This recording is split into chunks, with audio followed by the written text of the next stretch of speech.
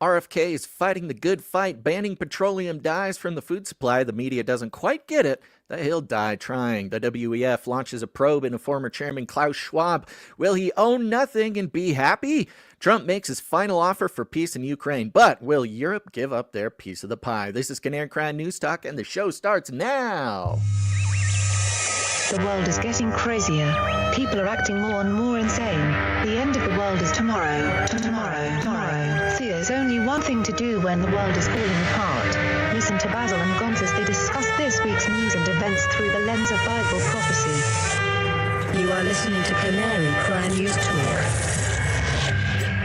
You're listening to Canary News Talk. Today is April 23rd, 2025. We are live to tape on episode 835, and today, RFK will die trying. Signing on from Off the Grid, Razzle Dazzle, I'm your best buddy Basil, and you are not crazy. And my name is Gonz, director of the Age of Deceit films, your favorite Asian provocateur for Christ. Live to tape in the metaverse to bring you the best news, which is the gospel message of Jesus Christ, while reporting the egregious with a well-rounded, biblically grounded take on world events and today's emergent phenomenon. Hey, Basil, RFK Jr. walks into a candy factory and shouts, "Who's behind these colors? This place is diabolical."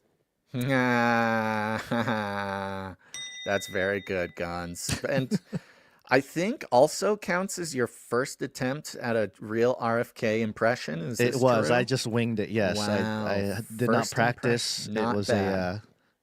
I just sat and listened to a lot of RFK Jr. and I let it absorb me.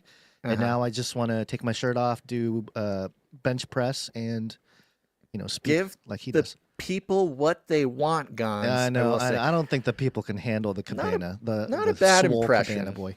Not a bad impression. Not a great impression, but not Yeah, a bad well, impression. A good yeah. first try. Yeah. Big shout out to everybody out there on the Canary Cry text message alert system. If you haven't done it, do it now. Text the word Canary to 877-740-3226. Again, that's Canary to 877-740-3226. We'll send you out a notification just before we go live. And the fun part is you can text us back, and I read all your fun texts. I cannot respond to them because it's very expensive. But thank you to everybody joining that list. Again, the fastest growing list of listeners, producers, viewers of the show coming together. Keep an ear out for your area code, because you could be like 540, who says, "Dude, your joke about the Pope in the email was hilarious. Questionable, but hilarious." And What did you say in the email? Great. That's a little reward for anybody who is already subscribed to the newsletter. And if you're not subscribed to the newsletter, go to canarycry.party, join it there, and you can read all my fun jokes about the Pope and other things. But yes, big You're shout so out. insensitive. So insensitive. I thought it was actually, it was quite sensitive. Everybody knows me. Everybody knows me. I'm a sensitive boy. Mr. Bean for Pope. Oh no, this is from 514 says, "Let's go, Canarians. Thank you for all the hard work you are doing, Mr. Bean for Pope." Okay, so we're getting, a lot of people don't realize this, but if you want to nominate somebody for Pope, you don't have to actually go all the way to the Vatican. You don't need to become a priest and then a cardinal and then a whatever else you need to do. You don't need to, have the white smoke or the black smoke or whatever come out of the top of the Vatican. You don't even need to ask the lizard people for permission. All you got to do is text it to us, and we'll pass it on to our contacts at the Vatican there. Again, you just text Canary to 877-740-3226. It's very easy. Sounds like a plan. I'm glad you're back, Gonz. Thanks for being here. Yeah, thank you for holding it down on Monday. problemo. It seemed like a few things happened. A few things happened. I know. A few things were going down. It was kind of a mixed bag, because on one hand, woke up and all this news was happening, and it's like, oh, okay, so the show's easy. Obviously, we're going to talk about the Pope. Obviously, we're going to talk about, the oddly beautiful Easter bunny at the White House, Easter egg roll. Of course, we're going to talk about Klaus Schwab stepping down, 88, the whole thing. But it just, is one of those times, which happens often, almost too often for us in this show, which is we are live when history-making events are taking place. But it didn't feel right to not have you there, Gonz, on the day. Well, I had to fulfill some unfinished childhood business, you know. Unfinished business. Yeah, unfinished childhood business. You had to finally beat your arch nemesis in elementary school at a game of field hockey. Yes, we walked into a cave and we took out our lightsabers and we had to settle the score once and for all. Yes, so that's what we did. Yeah, yes, good. and we were on horses too. It was quite the show. Yeah, thank you for holding it down, and a lot to talk about. There's a lot more happening today too, so it doesn't slow down, huh? No, it just keeps going, and that's why we are so lucky, Gons. We're so lucky to not have to rely on we're that blessed. We're blessed. despotic, tyrannical system of mammon, which has captured in its icy claws a number, if not most, if not all, of the alternative or independent media space in their icy clutches of advertising. We do not gather up your time and attention. You'll notice we have no ads, no corporate money, no platform money, no affiliate code sponsorships, nothing like that. And you might think, who cares? Why? Well, because we're in a spiritual war. This is a 5th generation war, and the battlefield is your mind. And so becoming some sort of information mercenaries to gather up your trust and attention, only to sell that trust and attention for our own personal gain so that corporations can insert their incentives into what should be an independent media space, would just be pure evil. But that's why we're on the value for value model, which means we don't take any money from commies, corporations, or cartels, not even NGOs, USAID. We get nothing, no grants, no nothing. We are entirely supported and sustained through the value for value model, which is very simple. It's just yourself. It's between you and God. If you get any value from this show, and that value could take any form, that value can be measured by your own standards. And if indeed you find this community, this show, this information worthy of existing without corporate support, then it's your turn to stand up in the revolution, the rebellion against the global theology of advertising, turn your back on mammon, and support the show with your time, your talent, or your treasure. There's lots of ways to join the team to keep us going. You can volunteer for different projects and processes that we certainly would not be able to pay for if we had to.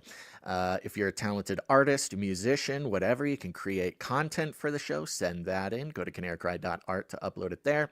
Or if all else fails, you can support the show with your treasure. And that could be whatever treasure you have. Doubloons, we'll take them. Cryptocurrency, sure, why not? Or if you're forced to, you can support the show with your fiat dollars. Again, you can just go to canarycry.support to learn all about all of that. However, we do have a very special group of people that we like to thank at the top of the show, Gons, and that is the executive producers. Executive producers. That's right. They are the ones who, they're like, what's the word? They're like the ballista. They are the oh man, I can't think of more cool words. They're the, what is the, not infantry, artillery. That's what it is. They're the artillery. The big boom. In the 5th generation warfare. They come in, they support any individual episode for $100 or more. And so we like to thank them at the top to encourage and celebrate them across the world. And we're going to start out with executive producer Rebecca V. Where'd you find this?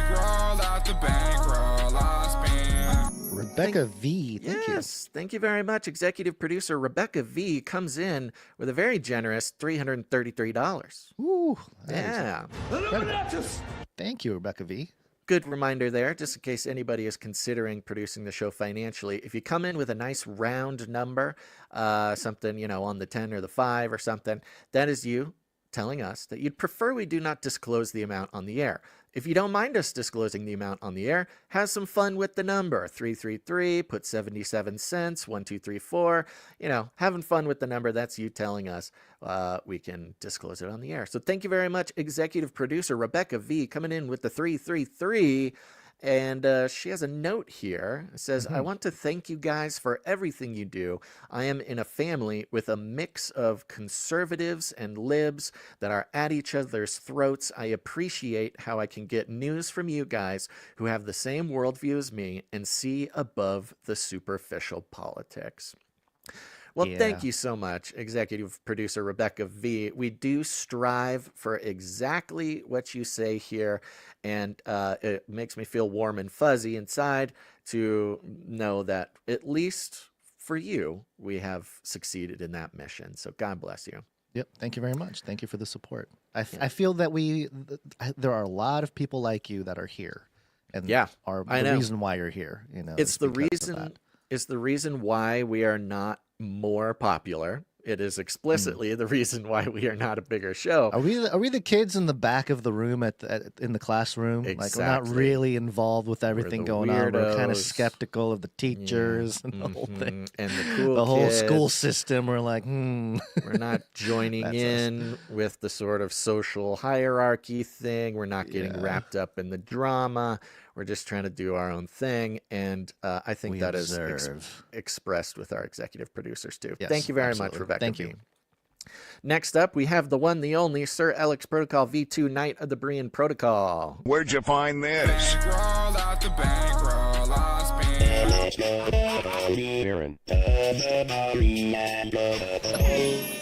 Yes, and excuse me, that is Baron of the Brian Protocol, of course. Yes, the and he jingle comes shall in correct for you. Yes, $100.33. He's on a 386 episode streak altogether, but a 39 episode executive producer streak. Beep, bop, boop, boop, boop, beep. Thank you very much. You know, we have another executive producer who has shown up a few times recently, so God bless her for that. This is executive producer Chelsea S. Where'd you find this? Chelsea S, thank you. Yeah, and executive producer Chelsea S comes in for somewhere, I believe. I'm trying to triple check this number, but it's making me go through all sorts of login things. I believe Chelsea S comes in for either $136 or $133. Nope, it's $136. Okay. All right. Well, I'm glad I stopped that jingle. Sorry. Thank you. Yeah. Yes, it's $136. Chelsea S, executive producer Chelsea S, says, thinking on Psalm 136 today, remembering God's faithfulness in my life as I'm enduring through some difficult times. His steadfast love endures forever. Well, God bless you, Chelsea S. Let's take a second and take a look at Psalm 136. What do you say, Gons? Yeah, that's fine. Let me pull it up real quick. We've been making more of a point lately because, you know, of course, we are doing everything we do through a biblical lens. We are doing everything with our primary goal to, you know, both celebrate the sacrifice of Jesus Christ and make him the center of everything we do. And some people, as I think is a fine criticism. We get sometimes a fine criticism where we are not as explicit about that as maybe we feel like we are or whatever. You know, somebody comes in, they listen to one episode, they don't necessarily hear the gospel or, you know, scripture or something. I could see how they could come to that criticism. So we are trying our best to make sure that we get a little bit of the word of God into the show. So here we go. Here's some Psalm 136 from executive producer Chelsea S. You want to give us a couple reads here? Yeah, so this is, let's see, it looks like it is 26 verses long, so I don't know that. Yeah, just give us like the first, give us the first 10 so or something.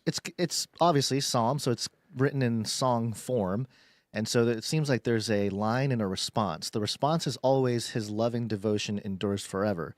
So that's verse fine. 1.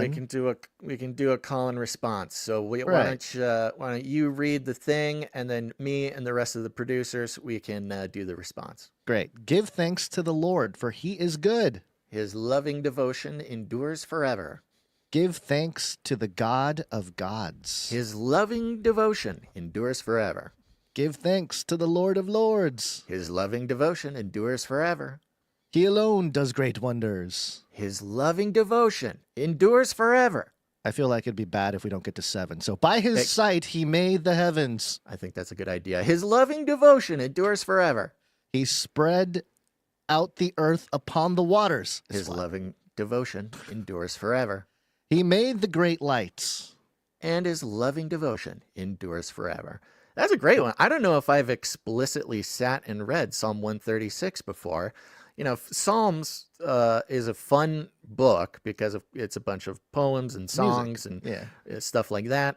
And they have the writers of Psalms, which I think King David is credited for at least a large portion of it. Yeah. Yeah. They have fun with format. Everything is really put into this sort of ancient lyrical format. So we gotta hit number 8 or verse 8 just because it's relevant to today's show. The sun to rule the day. His loving devotion endures forever. And the sun that rules the day. UK. UK people the UK trying sun. to block out the sun. Very good. Oh, no. There's a story today. The geoengineering story, if we can get to it, is the story about the UK company blocking the sun. Get there. That's what I'm saying. UK is going. They're mocking God. They're mocking God against the grain, as Florida and other U.S. states, including parts of the federal government, are banning geoengineering. The UK, as they like to do, are trying to make a point. All right, but more on that. More on that later in the day. Thank you to all of our executive producers and all of our non-executive producers. We'll thank more of you later on in the show. But it truly is, honestly, a total miracle that the value for value model has kept us alive for so long. It also keeps us and every listener, producer, viewer, everybody out of the trap that is the sort of vortex of corporate incentives, corporate support, and in the end, corporate messaging, whether we like it or not. So thank you very much to all of our producers. We'll thank more of you here later on in the show, and especially big thank you to all the executive producers. Yep. Thank you very much. Appreciate all of you. Are we ready to dive in? It's time for the news, baby. Science is truth. Oh, here we go. This is a big one. I am convinced, I think we're both convinced, we know that the media is not just sort of a truthful pipeline of information for people. The media is a weapon. It is part of the battlefield of fifth generation spiritual warfare. Distraction stories is one thing that we try our best to identify and avoid as often as possible. Not that we're perfect at that. But we're more and more finding ourselves in the job of trying to filter what's important and what's not. What is there to amplify emotional responses, to control the fifth generation battlefield? What is there to distract from things they don't want us to pay attention to? And although RFK has, of course, spent his time in the crosshairs of the media and indeed is still there in some cases, with all the madness with the immigration, the Maryland father, the this, the that, by comparison, RFK has been moving relatively under the sort of fog of war for a lot of people. But there was a big event that happened recently. And again, the reason I say this is because there's stuff happening beneath the surface all the time. While the mainstream media has us focused on some guy in El Salvador and some congressperson and whatever, this is a great reminder that there are things happening under the surface that we get to, appreciate and learn about when we're able to look past the madness. But yes, this is coming first from CBS News. And CBS News, of course, says FDA stops short of synthetic food dye ban, calls on industry to stop use.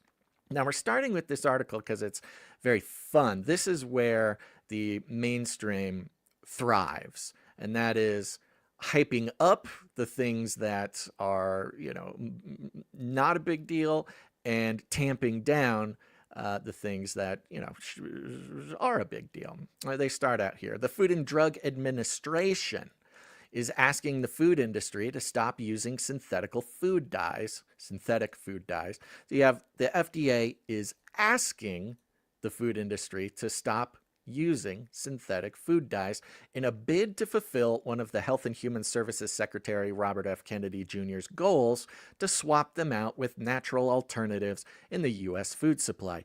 Oh, the horror!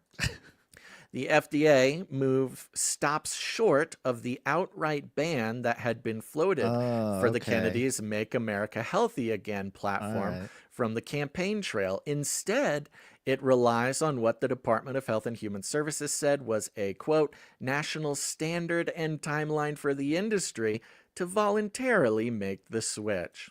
So in this case, we have RFK succeeding in his campaign promise to get rid of, in the end, all sort of toxic poisons in our food, but of course, starting with petroleum food dyes, in what should be framed as a victory for, I don't know, every biological American human who eats food. And instead, it's very cleverly put in this framing of actually a failure of Robert F. Kennedy to follow through. It keeps going here, quote, let's start in a friendly way and see if we can do this without any statutory or regulatory changes. But we are exploring every tool in the toolbox to make sure this gets done very quickly. FDA Commissioner Marty Makary told reporters at an event to announce the plan. Makary said that he had, quote, wonderful meetings with the food industry and claimed that they are eager to remove artificial dyes from the food supply. They're eager. I'm sure they are. They're eager. They're so eager, CBS. It's a sham Macri. Quote, they want to do it, so why go down the complicated road with Congress when they want to do this, Makary said. Again, this failure of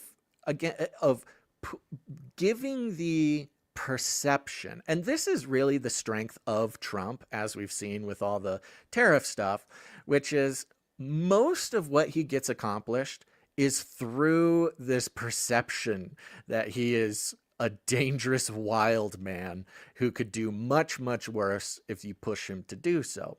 And similarly, we're seeing this work out, I would think by an extension of the administration, that yes, we could, we will, we are going to, bring in regulatory measures, ban things, punish people for using them. So why don't you go ahead and give it a try yourself? So let's do this the easy way or the hard way. And if we are to believe Mr. Makary here, the food industry has chosen to do it the easy way, which again, I think would be a win. HHS says the FDA will be, quote, working with industry to eliminate 6 remaining synthetic food dyes and will also be accelerating the review and approval of some new natural color alternatives. Additives. What did I say? Alternatives. Yeah. Now, here's a little response from the food industry because there's a couple details in here. Again, as CBS is presenting this information, they're really an incrediable job. They're pros, of course. Oh, yeah. They have some details of the stern, deadlines that are being put on the food industry by the administration, but framing them as sort of, no. This was the food industry's idea. The food dye industry, that's disgusting that there's just a food dye I was going to industry. say that just to imply that there is even an industry of food dye itself is very telling. It's not like a sub-industry. It's not the food industry. It's the food dye industry. The food dye industry denied that there was a safety concern with artificial dyes. Of course. Citing past reviews by the FDA. Oh, good, great. And other international authorities, and said that their use is, quote, essential for consistency, visual appeal, and consumer trust in food products. Yeah, let's break these down. Let's break these down because essential for consistency is very vague. Consistency of what? Income for the food dye industry? Yeah, because I think right. that's what it is. Not consistency of actual healthy food or anything like that. It's yeah. What are you It's talking just about? the Essential for mouthfeel. consistency. They're talking about the mouth Sure. feel. You know, Okay. the Yeah. All right. consistency. Visual appeal. Visual yes, appeal 'cause is pretty that's- straightforward. That's the most important thing in my Yeah, food. you got to market. You got to market these foods. Otherwise, no one will eat healthy things. And then, of course, consumer trust in food products. So they're more concerned about having the trust of the consumer to consume poison Yes, than it is to because actually that's have why we trust our healthy food. That's how and why we trust the food companies is because they use synthetic petroleum-based dyes. Now, notice in this entire article, they never mention that specifically the dyes being banned this first run or being whatever unused this first run are the petroleum-based dyes. They keep saying artificial dyes. That's fine. It's also artificial. But CBS does a great job of keeping that key word of these dyes are made of the same thing that your tires of your car is made of. Right. That goes here, quote, requiring reformulation by the end of 2026 ignores scientific evidence and underestimates the complexity of food production. Hold on. Food production, from a godly complex. perspective, It's complex. I mean, the mechanics might be complex, but food production itself is a fairly simple process. Well before the food dye industry ever was a twinkling in an eye of anybody. Complex because food production was happening at an alarming rate all around the world for people. So I don't know, for the food dye industry to come out and try to, this is a scientific dictatorship here. Food grow, eat food. It's complex because they have scientists taking melted dinosaur bones out of the earth, taking part of it, putting it into the food, exploding it in internal combustion engines, making, plastics, and then what's left over gets put into our food. That's why to it's make complex. It look better. Yeah. This is still the quote from the food company. Oh, by the way, just not to miss it, CBS News gave the impression that there is no deadline, that it's just like, oh, go ahead, we're just gonna work with the food companies, they're gonna do it, it'll get done eventually. No, and right here in the quote from the food company says requiring reformulation by the end of 2026. Right there, this is how CBS News is able to include the details thanks to their friends in the food dye industry without actually having to make it sound like RFK is doing his job.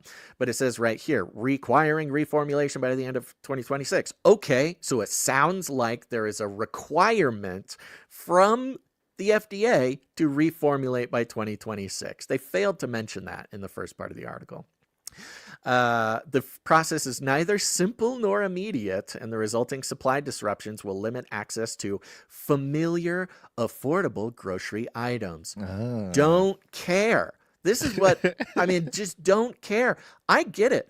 I'm sitting here, I'm watching the tariffs, I'm watching prices, I'm watching, yes, it's difficult, I'm watching the medical industry, I'm watching all this stuff.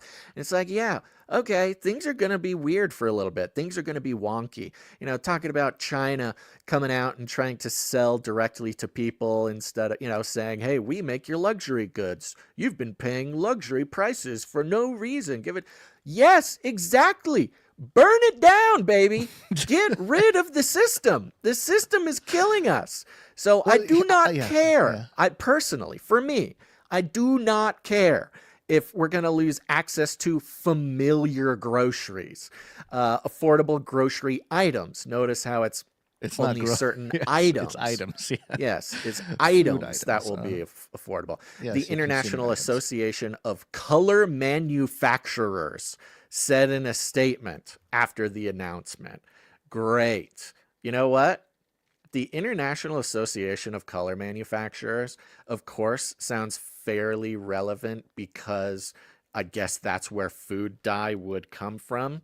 However, is this the same association that's making like printer ink? I mean, are they the ones making paint for cars? I don't know. I'm going to but look this, it up here. yeah, you can look it up. IACM color. I think Okay. there was a story out a couple days ago that that scientists discovered a new color. You see this? This is Yes. people.com. New color never before seen by the human eye, Yeah. discovered by scientists. Saw this. I wonder if this was it's a plot by the International Association of Color Manufacturers to, I don't know, distract or maybe, you know, try to keep some funding going while their food agenda gets slashed. Based on why the International Color Manufacturers is the one commenting here, and we're talking about food. I'm hungry. Just an interesting thing here. Let me just keep reading here. It says here the group representing milk, cheese, and Their yogurt website manufacturers. So laborious that Yeah, it of is course. lagging the show, and you're not even hearing me. No, I can hear you. You cut out now.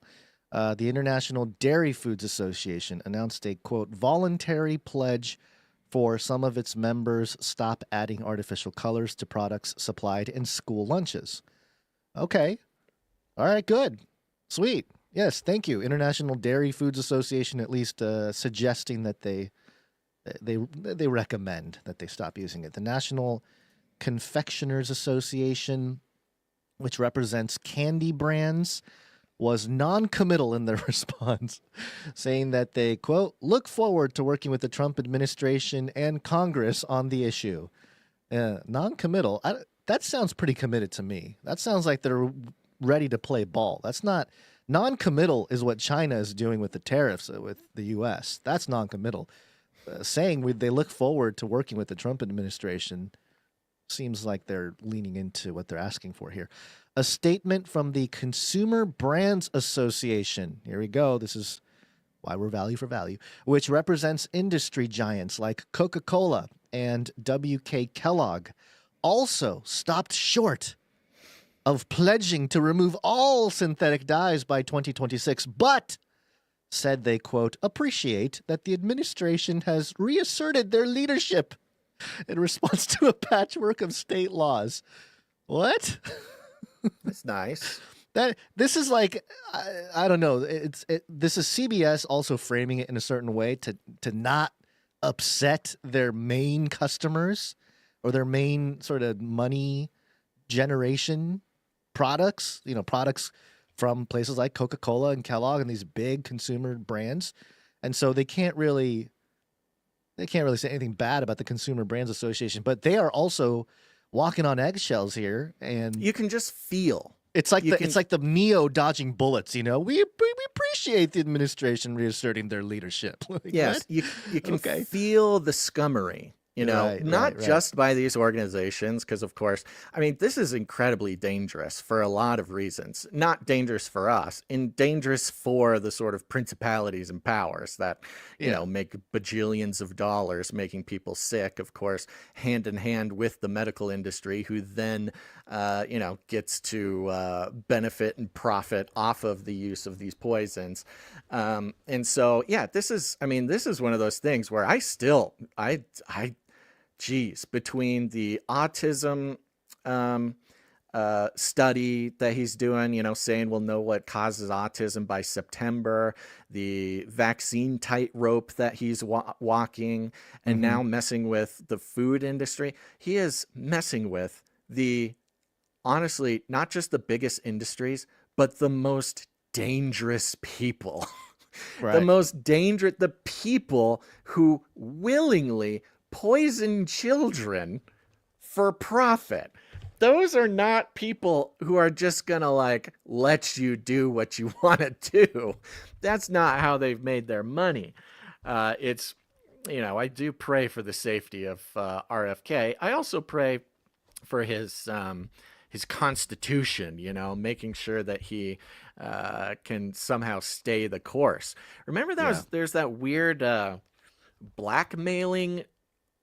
Yes, the rumors rumor? about the blackmail. Yeah, It was What just a happened to that? rumor Yeah. by Ian Carroll. Now, a lot of people have a lot of thoughts about Ian Carroll. Yeah, sure. Yeah. He's a fella who kind of came out of nowhere, was He was super a king duper made. popular. He was made conspiracy king. Of You know, this era. I don't even know, but there are certainly people of a conspiratorial mind who are a little bit suspicious of him. He was the one who came out and said, "Oh, I heard a rumor. I heard a rumor that RFK is getting blackmailed. My sources, somebody told me that he's getting blackmailed."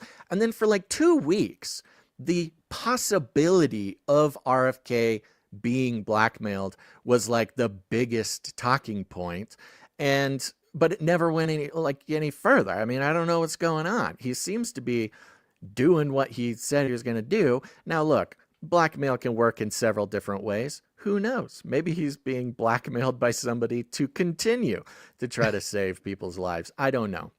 Now, at the bottom of this, they do finally get into some of the things that we all know, just to give you a taste. Why Macquarie opposes synthetic dyes. Again, just synthetic dyes. Ending the use of artificial dyes. Come on, just use the word petroleum. Has long been a goal of Kennedy's agenda over concerns that these colors are inflating the consumption of unhealthy foods and raising the risk of potentially worrying behavioral changes in children, among other risks. Not disorders, not neurodegenerative disorders, not diseases, not these type developmental No, it can't be. issues. It can't be. You skipped the quote from the association from above, but they said, quote, removing these safe ingredients does not change the consumer packaged goods industry's commitment to providing safe, affordable, and convenient product choices to consumers. So yeah, I like how they put safe ingredient. They're getting rid of the safe ingredients. Like the point that I'm making is they're not saying that, you know, there's diseases, disorders, developmental problems, all the things that are connected to these dyes. They're just saying it raises the risk of potentially worrying behavioral changes in children, among other risks, Gons. So thank you, CBS. We know whose team you're on. Yeah. Quote, why are we taking a gamble? Parents, moms, and dads have also tried to raise attention to this issue. Some parents have observed that these chemicals cause hyperactivity and even aggressive behavior, and that it subsides when the chemicals are removed from the diet, said Macquarie. Macquarie said that the scientific community, quote, has conducted a number of studies raising concerns about the correlation between synthetic dyes derived from petroleum and health conditions like ADHD. Hey, they said it. No, he didn't even say it. I'll tell you why. Petroleum. I'll tell you why in a second. Slow down. Okay. All right. Conditions like ADHD, obesity, stomach or digestive issues, and allergies. So, Macquarie, in his speech, specifically cites scientific studies that have shown these sorts of things, that there is scientific proof. CBS taking this opportunity to flex their fifth generation warfare muscles. Once again, listen to how vague and uncommittal it is. He said that the scientific community, quote, has conducted a number of studies. They've conducted some studies raising concerns. They have concerns. They're conducting studies about the correlation, end quote. Back to CBS's words, between synthetic dyes derived from petroleum and health conditions like ADHD, obesity, stomach or digestive issues, and allergies. They never make the connection because they have never used the word petroleum at all in this article, reflecting the things that are actually happening. They then just, again, in this super vague, chopped up quote, refer to petroleum derived synthetic dyes and health conditions. So again, in the magic trick, the spell that is the reporting on this topic, which is good to pay attention to because this is what your normie friends are reading. This is what your lib friends are reading. Quote, other studies have found that artificial colors that create vibrant colors mess with the child's developing brain to make ultra-processed foods more attractive, even when the child already feels full. And then it goes into Biden. The Biden administration, under the Biden administration, the FDA moved to revoke the authorization for one synthetic dye, Red 3, after studies suggested that the color additive could cause cancer in laboratory animals at high doses. The food and drug industry has a few years to stop using the food dye completely. Macri said that they are asking companies to stop using the dye sooner than deadlines laid out by the agency under the law, which are as late as 2028 for drug makers. So it was just in January, after Biden had already lost the election, that they passed for this one dye, Red 3, that they would have to get it out of drugs and food by 2028, putting it 3 years out. And RFK coming in, not passing a law, apparently, not quite yet, but moving that back to 2026, because who knows? 2 extra years of cancer-causing agent in the population is not, I mean, that's not okay. That just doesn't work. Doesn't work well. And it goes on to other synthetic food dyes. So, well, it mentions the Delaney clause. I didn't know about this. So basically, they're saying that, yeah, because of the Delaney clause, it requires them to pull any additives from the market shown to cause cancer in animals, which is why the Red 3 is being pulled there. So yeah, even the food dye industry can't really say anything about it because there's and the big problem there. The big problem with that, and the reason that it took so long for Red 3 to go through this, was that the Delaney clause only comes into effect after they actually study something. And like we see with so many other products that we could all name, they just don't do the studies. The money is not directed. Because again, remember, it's the FDA that gives the grants to do these studies. The FDA, 70% of the FDA's funding comes directly from the industries that they are supposed to be regulating. And you can simply keep poisoning people by not directing these, these grants, the money for stuff to go in the right direction. So, let's see here. Was there anything else? It talks about Europe has banned these things for a long time. Yeah, we can show. I'm showing the European Fruity Loops next to the American Fruity Loops for anybody watching the show. Fruity Loops, yes, the Fruit Loops. This is what we can actually expect here. Oh, is Fruity Loops the that's the DAW? Yeah, I don't know what. Yeah, it's the software you're talking about. Yes. Fruit Loops, yes, delicious Fruit Loops. You can see on the top there's the European version.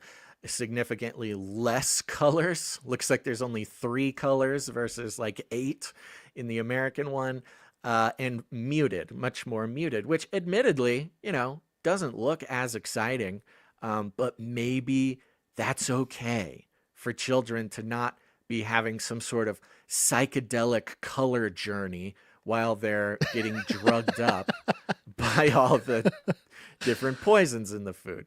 Yeah. Which, I mean, I'd eat those European Fruit Loops. Looks delicious. And I don't have it right in front of me, but it's sort of known that the dyes in Europe, they're using like carrot juice and blueberry juice and stuff like that. Yeah. Well, there's I did wonder, and I had to work this through with you before the show. There is a dye that at first I thought maybe this is clearing the road for some other, dye industry people to come in and take over the market. Have you heard of methylene blue, Basil? Yes, of course I have heard of methylene blue. I've been told by the likes of Alex Jones, Who were made by the aliens. that methylene blue is some miracle dye that like changes your whole life. Apparently, it's kind of like horse electrolytes. It's supposed to really, change your brain and your body. Can't possibly be as good as horse electrolytes. There's no way. But yes, if you've been around the alt world at all, especially if you're following people like Alex Jones or some of the alternative health people, methylene blue was it got really popular the last 6 months or something. People have been talking about it a lot. Yeah, and you InfoWars. You had quite the theory that you were trying to make work. And rarely do I see you get so excited about making a connection. And I'll tell you, folks, I'll just tell you, It wasn't hitting. It wasn't hitting. It wasn't there. It just wasn't. Methylene blue, of course, as we know, is like a medical dye used for, imaging, not X-rays or something, but whatever, CT scans, that kind of thing. They pump it in your veins to create contrast. It's also used for, various other. It's more of a medical product than anything else. But they do call it a dye, which sent Gons down the rabbit hole of perhaps this is all, RFK banning dyes in food is some alternative, alt-right theory to force the food industry to use methylene blue to make everything blue. Yeah, well, the ads I saw were Alex Jones talking about all the benefits and everything, and I remember a couple months ago seeing this footage from this InfoWars article, Neurosurgeon, Naturopath, MD, and fight trainer discuss pros, cons of methylene blue after RFK Jr. seen adding to water. And so there's this footage of RFK Jr. in the airplane, and he's dropping this blue dye into his water. And Alex Jones reposted it and was commenting like, "There's RFK Jr. using our methylene blue product. He's going to be stronger and better," and that whole thing. so that's why and so I just was curious because of this dye ban. Like, is it clearing the road for methylene blue? And then come to discover methylene blue is a synthetic petroleum-based dye. Petroleum-based dye. Precisely what is being banned or what is asked to be removed from the food supply. So it does make you wonder, doesn't like, it? what is going on? What's happening? It does make you wonder. Ultra methylene blue, Alex Jones. At least according to the Wikipedia, the methylene blue is a petroleum derivative. So right. So I don't know what's going on? Yeah, I don't know if it's going to show up. Well, and this is the great part, Gons. This is I had you stuck. There's nothing you could say. It's a petroleum dye. There's nothing you can do about it, Gons. Your theory is done. It's down the toilet. And then against my own better judgment, I found the RFK clip that buries me and makes your conspiracy possible. This is a clip of RFK. Listen to what he says that sadly, unfortunately, confirms Gonz's possible conspiracy that this is all an alt-right conspiracy to sell methylene blue. This agreement or this settlement. And when I went in a few months or about a month ago to meet with the food companies, I was talking with my staff about these petroleum-based dyes, and I said if they want to add petroleum, if they want to eat petroleum, they ought to add it themselves at home. But they shouldn't be feeding it to the rest of us. And without our knowledge or consent. And unfortunately, we're going to get rid of the dyes, and one by one, we're going to get rid of every ingredient and additive in food that we can legally address. So there it goes. There is the key to your conspiracy theory. If you want petroleum dyes in your food, you gotta add it at home. Go to InfoWars store. Go to InfoWars. Get methylene blue. Add it at home. The government's taking out petroleum dyes from your food. Add it back in with Add it back in blue. with Alex Jones Natural Ultra Methylene Blue upgrade. That was very good. Oh, you can't go wrong. I am never wrong. I'm never wrong. No, confirmed. Methylene blue conspiracy confirmed. So there you go. Just for broad strokes, most of those dyes need to get out of food by the end of 2026, which, is close enough, I suppose. And we'll see. There is something to be said. There's two sides of this coin. One is they're obviously schmoozing, making deals, working with the industry so that they don't have to legally go through Congress necessarily to ban things, at least not right away, at least, not have to rely on that long process. And on one hand, you could say, okay, that's the Trump administration making deals. That's RFK flexing, some muscle, maybe even literal muscle, to get the industry to do what they're going to do. Maybe the industry is like, yeah, fine, let's save the children. We've made enough money. We don't need to make any more money. Well, yeah, maybe they're ready to just make robots. So, it's okay to go into the basement for a while and, work on the next project, which is their robot army of pharmaceutical. Could be that. Yeah. Could be that. Or, or maybe RFK is being blackmailed and this is all just some big ruse. Who knows? We'll find out. The anti-lizard. Well, we had some other big news on Monday, Gons, that I'm sure you heard about, and that was Klaus Schwab in a surprise meeting, an unexpected announcement, stepped down not just as chair, but also from the board entirely on the same day that J.D. Vance met with the Pope, and then the Pope passed away also at 88. Now, Klaus Schwab technically is 87 years old. However, in his own statement, he said, "As I enter my 88th year, I am doing something else." So we need a great reset. There's a reset for sure. There's a reset happening for sure. Coming from Reuters, World Economic Forum launches probe into founder Klaus Schwab over whistleblower allegations. I never thought it would be the WEF. I know a lot of people around the world, would love to launch a probe into Klaus Schwab. And you can define a lot of those words however you want. But to see that the World Economic Forum is launching a probe into founder Klaus Schwab over whistleblower allegations. Let's see what's going on. Things are coming together. This came out yesterday. The World Economic Forum announced on Tuesday that it has launched an investigation into its founder, Klaus Schwab, following a whistleblower letter alleging misconduct by the former chairman. You don't say. The announcement came a day after the 87-year-old Schwab said he was resigning as chairman, effective immediately without stating a reason. Yeah, that's usually when an investigation is on the way. Yeah. The Wall Street Journal, which first reported the probe, said an anonymous letter, sent last week to the WEF's board raised concerns about its governance and workplace culture. We're going to get is there some Me Too going on in the WEF? This is not a new allegation, as we'll come to find here. Yeah. I remember that.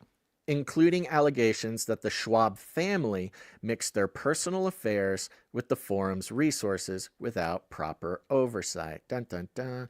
Notable that as of now, Klaus Schwab's, I believe, children are still working with the WEF. I think there are some on the board, stuff like that. So he stepped down. But if this is a Schwab family problem, we might see more Schwabs. Oh, by the way, will you, in the background, grab either an article or a picture of the current chairman? The current chairman. Grab him for a second. The WEF, quote, takes these allegations seriously. It emphasizes that they remain unproven and will await the outcome of the investigation to comment further. The forum said in an emailed statement to Reuters it did not provide details on the allegations. Yeah, I'm sure he's fine, because if you're innocent of these sorts of things, you usually just step down right away, no questions asked, with no more details. That's what an innocent person does. A spokesman for the Schwab family denied all the allegations in the whistleblower complaint. The Wall Street Journal reported the spokesman also told the Journal that Klaus Schwab intends to file a lawsuit against whoever is behind the anonymous letter. And, quote, anybody who spreads these mistruths. So we have some, again, a little bit of the tyranny showing itself in the man, the myth, the legend himself, Klaus Schwab, saying anybody who spreads these mistruths will get a lawsuit from Klaus Schwab. I mean, there's one way to, elevate your status in the media. I'm getting sued by Klaus Schwab. Reuters could not immediately reach the Schwab family for comment. The WEF's Davos gathering in recent years has drawn criticism from both the left and the right. Yeah, I highlighted that because it's like, oh, now the left is involved in the criticism of the WEF? Really? Isn't that how it goes? Every time the left attacks the right for the right not trusting institutions, and then when it turns out that the institution is corrupt and everything the right says, then the left says, yeah, us too, we never trusted them. Great. Criticism for both the left and the right as an elitist talking shop detached from the lives of ordinary people. It also has faced negative reports about its internal culture. The Journal previously reported that WEF's board was working with a law firm to investigate the forum's workplace culture after the newspaper reported allegations of harassment and discrimination at the forum. The WEF denied those allegations. Another piece of information after Klaus's stepping down, they immediately had a new chairman step up, at least a temporary one. This guy, he's well known. Me. This guy well known in the me conspiracy circles. This is Peter Brabeck-Letmathe. I don't know how to say his last name. The former CEO of Nestle, who he was known. I don't know if you were around in those days, but back in the day, early conspiracy folk, he was the one that talked about water. Yes. And how humans shouldn't have the right to drink water. Yes. Humans do not have the right to free water. And Nestle, famous, Nestle, this has been Nestle's MO for many, many years. Nestle is famous for pulling all sorts of weird moves to get water rights. Nestle is responsible for some of the most, egregious bottled water, hijinks, I guess, over the years, taking water rights, not just from natives, but also from just people trying their best. And I was looking into this because I was kind of going down a rabbit hole. I'm like looking at the Pope thing and talking about the Pope prophecy. Well, yeah, because his name is Peter. This guy's name is Peter, and that people are speculating, there's a Peter with a weird eye. By the way, people for watching, I don't know if this is a permanent thing with his eye here. Is this just sort of like a weird blood Terminator red eye? It really gives this guy a crazy, spooky look. But yeah, so he. His name is Peter. So I'm going off the deep end being like, okay, Peter Rabbit at the White House, Petrus Romanus, the last Pope. It's time. We're going to see the last Pope. Who is this? Who's Peter? Oh my gosh, the new head of the WEF. His name is Peter. And I'm like going down this rabbit hole. Like, what connections does this guy have to Rome? If we're going to call him Peter of Rome, who is? Anyways, I, of course, inevitably get led down this thing where he, of course, is like the head of the Human Rights for Water Council from the UN and, is part of the International Agricultural and Water Equity, whatever, blah, blah, blah. The guy in charge of allegedly, making sure that everybody has all the water they need is the one who comes out and says, no human has the right to drink water. We're going to buy up all the water with Nestle, Right. So I don't know. It remains to be seen. Maybe this guy will be Pope. Who knows? I'm not sure. Just combined. Let's just consolidate the World Economic Forum with the Vatican. And, there is a theme here with not just the World Economic Forum, because the distancing of the World Economic Forum from Klaus might be its own strategy to regain trust from the public. Yeah. Since that was their whole motto for the last couple of years here. And I'm seeing a similar type of, activity with a lot of international institutions, the IMF, the World Bank. Who was it? Somebody just came out. I forget who he was. One of these important guys in government right now. came out saying basically that, they need to either reform and they need to get with the program and they need to stop doing the way they're doing things. And, it's like, oh, is it okay is the IMF, the International Monetary Fund, or the World Bank or World Economic Forum, is it cool and okay if we just MAGAfy it? If it's a MAGA WEF or a MAGA IMF, then are we cool with it, or are we still on board with maybe tearing it down? And I believe, I'm just to Sure. give you a little bit of what you were looking for. I believe it was Scott Bessent who Scott came Bessent, out. thank you. Yes, Yes, and this is our Treasury Secretary, I think. Yeah, I think or so. something like that. And he came out and said, these shoot, what was the name of the international banking agreement? It's not it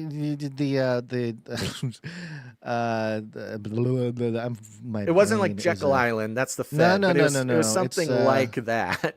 Oh my gosh, why is my brain not working right now? I know exactly what you're. Bretton Woods. That's what it was.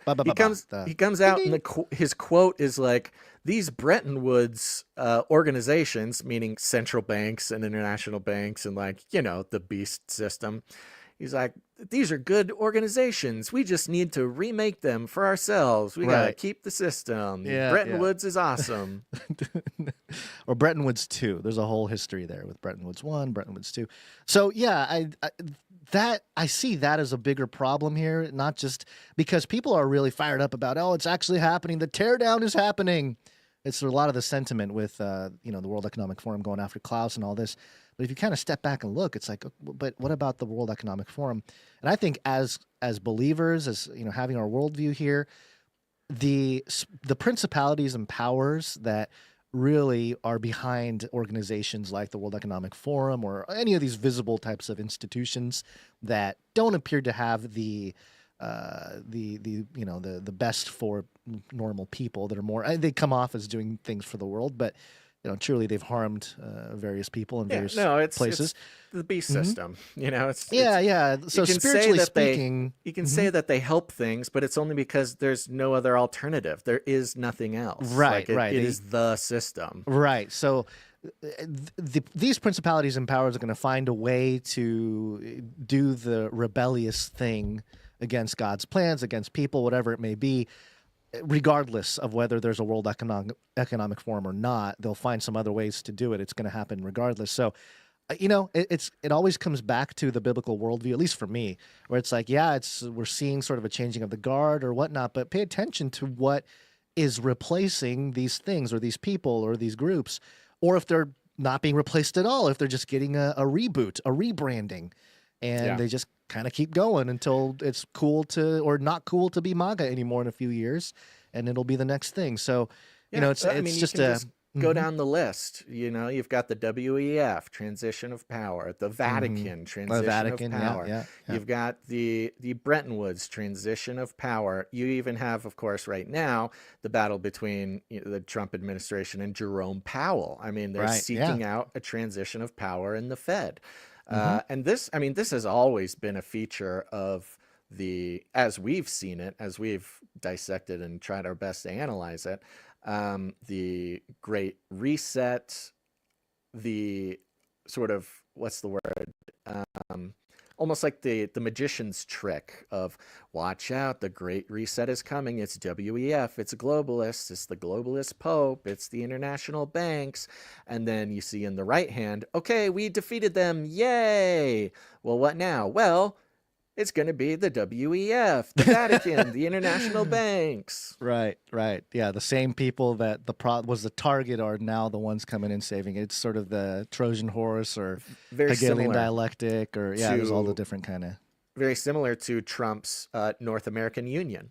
Yes. The North American Union was Hillary Clinton's master plan for Canada, Greenland, Mexico, and the United States. No borders. It's all one Shenzhen region, basically. And then, lock her up. Oh, Trump has a great idea. Why don't we? What happened to that? Why is Hillary not in jail yet? Or is she dead? You haven't heard? She's was captured and executed at Gitmo and all this stuff. I don't know. All right. But what a great idea Trump has to unify Canada and Mexico and Greenland great idea. into one economic region. MAGA. Yeah. Okay. Is there anything else with this World Economic Forum thing? I think we No, kind of covered everything. we'll see what more details come out. It's one of these things. Again, out of all the things, if somebody just told you Klaus Schwab's being investigated, you go, "Oh my gosh, it's happening," for mixing funds or using WEF funds for. Oh, okay. So he's not being investigated for anything like being a lizard serious. person or Yeah. like a lizard king in the underworld. No, Right. it's just like he just operated the thing as anybody else would. But he's Selling very off. unpopular right now. So someone needs to be a scapegoat. He's not being, arrested for making deals with aliens or international or interdimensional beings to siphon off the negative energy of humanity. And, This is kind of Luciferian in a sense, though, because you think about Klaus, and it's possible he bent a knee to some lizard overlord, and he write these books about the Great Reset and the Fourth Industrial Revolution and all this kind of stuff, and he does all of that. He creates this whole thing with the World Economic Forum, and now he goes back to the lizard leader. And he's like, "We're gonna have to sacrifice you," and Klaus goes, "Please, I did everything you asked. I wrote the books. I made the organization." And, the lizard guy's like, "Hey, but times are different. Now you are I need to sacrifice you for the greater good." I mean, that is how it goes. Super Luciferian. Yeah, to, that is. Keep the agenda going. It's the pretty deal wild. with the devil. It is, truly. But, there are some other things that are monumental news for Chris SHILLZILLA.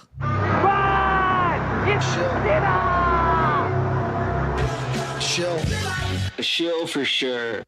Everything keeps coming up SHILLZILLA, buddy. I know. I'm happy for our good pal. I know. This is coming from monumentalsports.com, which is, I guess, a group that we've talked about Chris's association with this group. The headline here is Monumental Sports and Entertainment earns multiple shortlist honors for 2025 Cynopsis Sports Media Awards. I do not know what that is. Did not know it was a thing. But apparently, the Monumental Sports and Entertainment, MSE, network and best-in-class streaming app Monumental Plus, or M+, earned 7 shortlist nominations across 6 categories for the 2025 Cynopsis Sports Media Awards. And it says here that the week's news comes after Cynopsis previously announced that MSE will be honored among its 2025 luminaries as Media Company of the Year at the 14th Annual Award Show taking place in June in New York. And so there you go. Chris SHILLZILLA, his show, Politics Aside with Chris SHILLZILLA, was nominated under New Sports Show for the Cynopsis Sports Media Awards.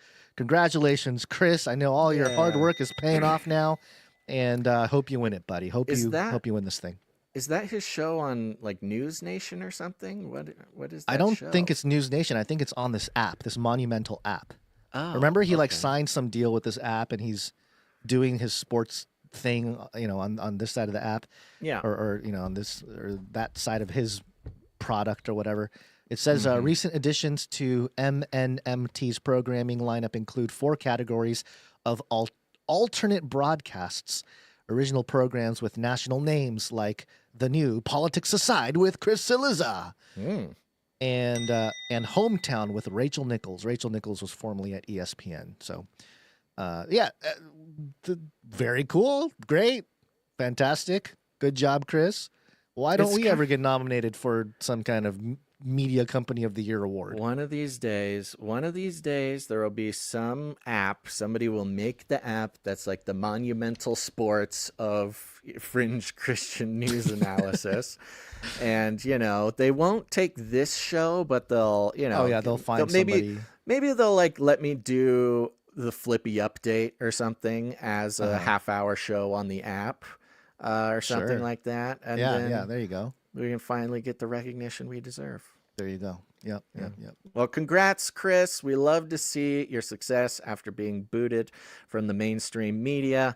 We knew you could make it independent. I remain skeptical of these alternative deals that you're making, but look, you got to pay the bills, and it can be scary without corporate money. So baby steps. You can take the guy out of mainstream, but you can't take the mainstream out of the guy. It's very true. All right, let's thank some producers. We only exist because of producers just like you who get value from the show and they put value back in with their time, their talent, or their treasure. There's lots of ways to do it, whatever works for you. Whatever works for you, their talent or their treasure. Lots of ways to do it, folks. If you get any value, you can come in, provide value back.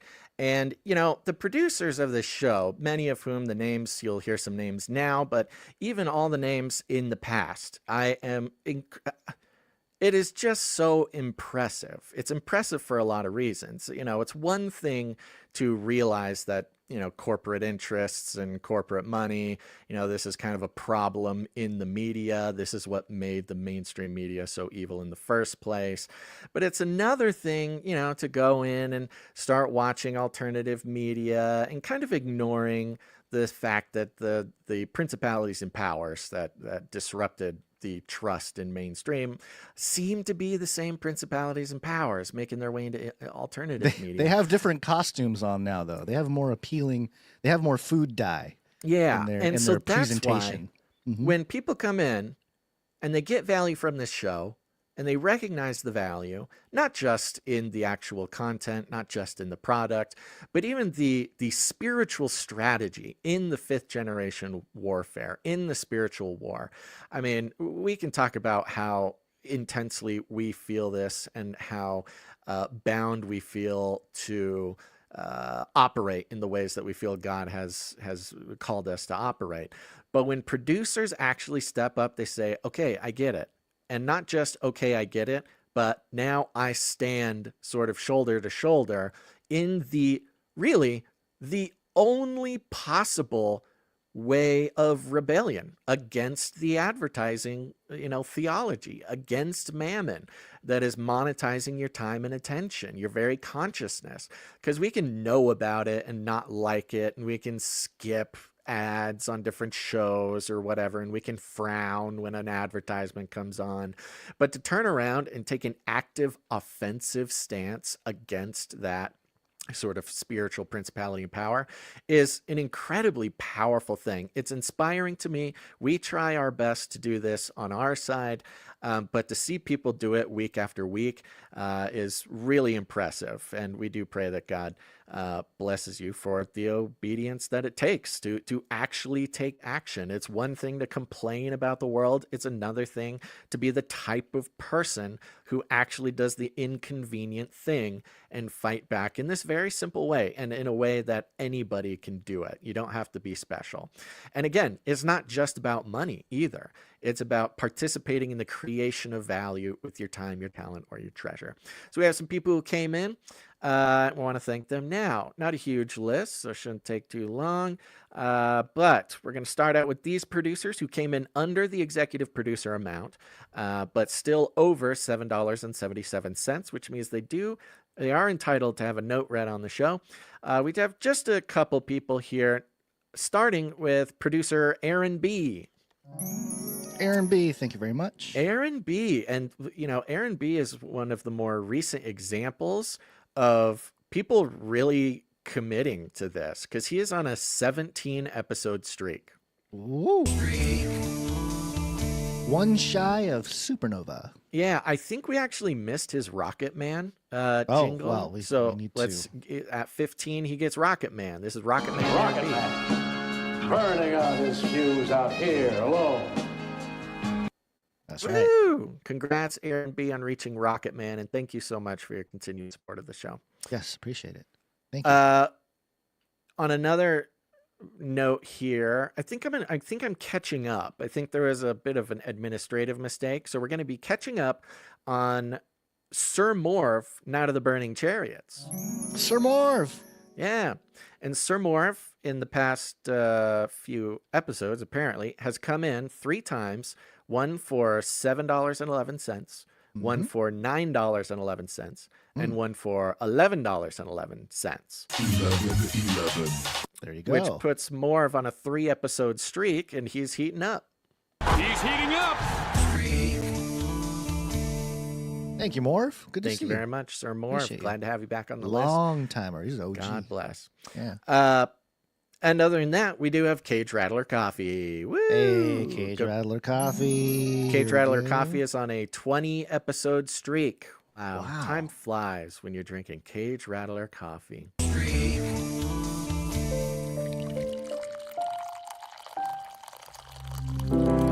Cage Rattler Coffee, where value for value never tasted so good. That's right. Producer produced, producer roasted, producer packaged and sent for producers of this show. We get it. For some people, it's hard to justify, a sort of a pure value for value transaction. But Cage Rattler Coffee is such a blessing, not just to this show, but also to the community, because it gives you an opportunity to produce the show, but also meet some of your basic needs. Everybody's drinking coffee. Everybody has to purchase coffee anyways. And so you might as well purchase your coffee from a producer of the show, a portion of every bag, a portion of the sale of every bag. They don't send us little baggies of coffee that they've taken out of your bag. A portion of every sale goes to produce this show. So when Cage Rattler Coffee produces the show, that is indicative of producers just like you saying, I don't think I can, afford to produce in a regular way, but I do want, I have these basic needs. I got to buy coffee anyway, so I'll buy it from a place that is transmitting some of that value back to the show. It's a real blessing for us. It is strictly for the community. This is for Canarians, by Canarians, and this parallel economy system that is very slowly being built up in a lot of different parts of society. But might as well. And I'll tell you this. With all the tariffs and with all the craziness, this coffee is roasted here in America by Canarians, and the prices are very competitive, very competitive. That was one of the parts of the deal that, when they were telling us how they wanted to do this and what it should look like and who it should be for. The point was to make sure it's a blessing to everybody, including the producers who are going in there. So go check it out, CageRattlerCoffee.com. We got beans from all over the place. It's excellent. Get your Nephilim Hunter Dark Roast, your Emu Wrangler Medium Roast. You got all sorts of options. And the bags have me and Gonz's face on it. So you can't do any better than that. It is true, huh? Our faces are all over that thing. All right. So that is, as far as I can count, that is the conclusion of the producers for today's show. We had 2 producers plus Cage Rattler Coffee. We do have our streakers who are on their streak. They're coming in under the $7.77 amount. We'll thank them on Wednesday's show. It is Wednesday. Oh, is it? Well, I suppose we should thank them then. Let's do this. We'll thank the you're streakers. time traveling sometimes. Just I just messing gotta with keep my you. brain. Yeah, I just gotta keep you on point. So let's do that real quick. We have Mrs. Tinfoil Hatman on a 137 episode streak. Mrs. Tinfoil Hatman, thank you. Got Veronica D on a 475 episode streak. Thank you, Veronica D. We've got Sir Scott, Knight of Truth, 528 episode streak. Thank you, Sir Scott, Knight of Truth. Sir Casey the Shield Knight on a 532 episode streak. Sir Casey the Shield Knight. Sir Casey the Shield Knight. Thank you, Sir Casey. Is Aaron B not on that list? No, he was. I only asked because he was. No, yeah, don't worry about any of that. No, okay. Aaron B was in the main list there. Okay. Oh yeah, you're right. You're right. Okay. Got it. Now we have a big thing to do.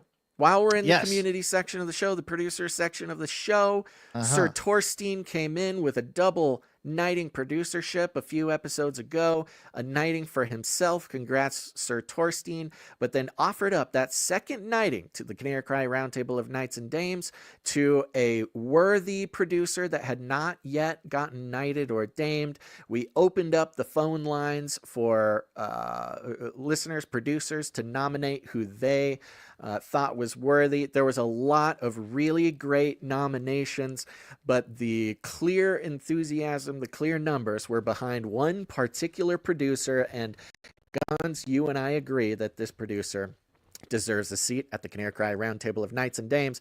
Absolutely. And that producer is Psalm 40. Woo! Psalm 40. Psalm 40.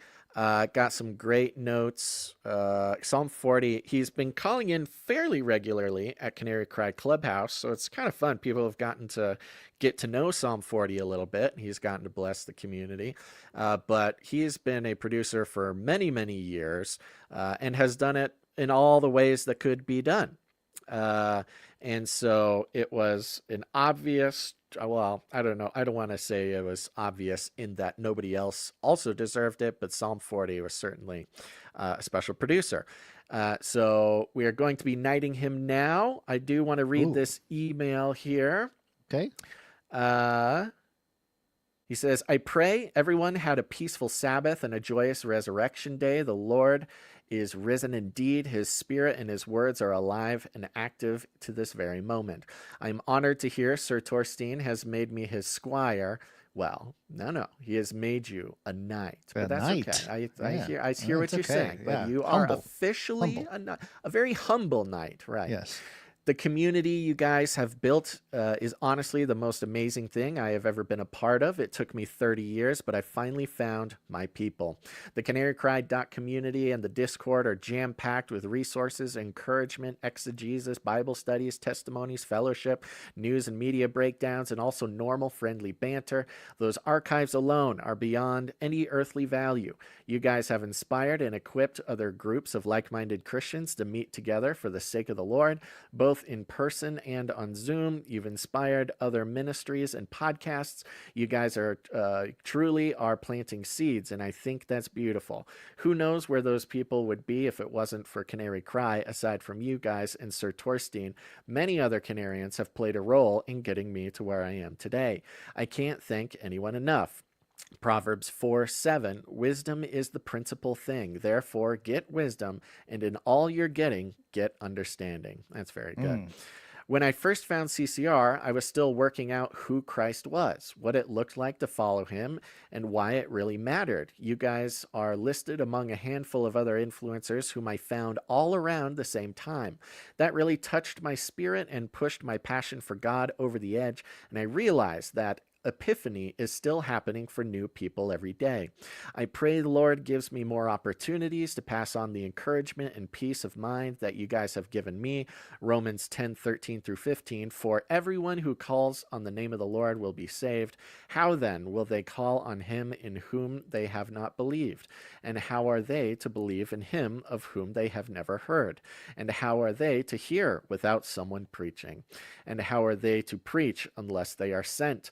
As it is written, how beautiful are the feet of those who preach the good news.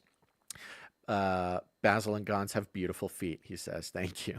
Therefore, I humbly accept the invitation to sit at the Canary Cry Roundtable. I shall henceforth be dubbed Sir Psalm 40, the poor and needy Knight of Patience. Revelation 2:17, he who has an ear, let him hear that the Spirit says to the churches, to the one who conquers, I will give some of the hidden manna, and I will give him a white stone with a new name written on the stone that no one knows except the one who receives it. God bless you all, and Godspeed. Keep your heads held high. Redemption is near. Thank you so much, Psalm 40. What a beautiful Thank you, Psalm 40. thing. You love hearing the testimonies of people who have found, and not just found, but sort of thrived in the community, become a very important part of the community, Psalm 40. And so therefore, Gons, I think it's time that we get the blades out and do some knighting. I am ready. I gotta go get it. Hold on. Yeah, go get pull it. This out over here. There we go. Let's see. I'll get mine here. So everybody stand up. Yes, here we go. Okay, we want to call up Psalm 40. Please step forward to the Canary Cry Roundtable of Knights and Dames, where we have a seat for you. Thanks to your generous support in all sorts of ways, and Sir Torstein, we are proud to pronounce you Sir Psalm 40, the poor and needy, Knight of Patience. Please join us at the Canary Cry Roundtable of Knights and Dames, where we have the belt of truthful truthiness, breastplate of righteous righteousness, custom-fit Birkenstocks to carry forth the gospel of peace, the shield of ferocious faith, the helmet of substantiating salvation, the supernatural sword of the Spirit, and, of course, adorable samurai babies. Infinitely cute kitties for cuddling, and if you're hungry, we have Fancy Feast wet food, carved Cosmo, the crisper cow, and fried wormicorns. Welcome to the Canary Cry Roundtable of Knights and Dames, Sir Psalm 40, the poor and needy Knight of Patience. Woo!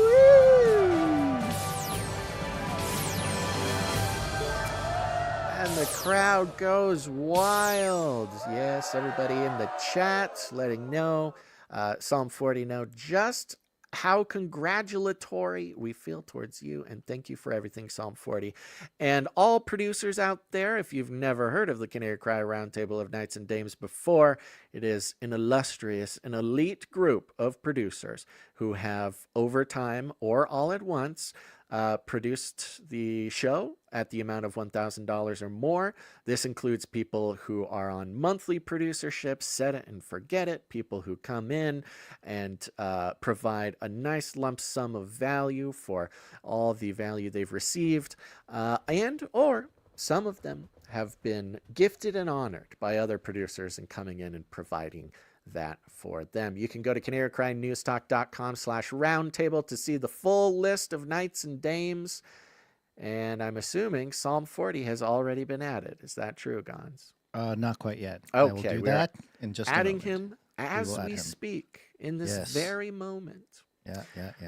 Well, thank you very much, Sir Torstein. Psalm 40, everybody here producing the show. Appreciate it very much. While Guns makes that quick adjustment, I want to give a shout out to all the Canarians who have joined the Canary Cry text message alert system. This is very simple. The platforms, YouTube, Rumble, whatever, they only send out about 8 to 10% of the notifications when we go live. So people are missing out. They're missing the shows.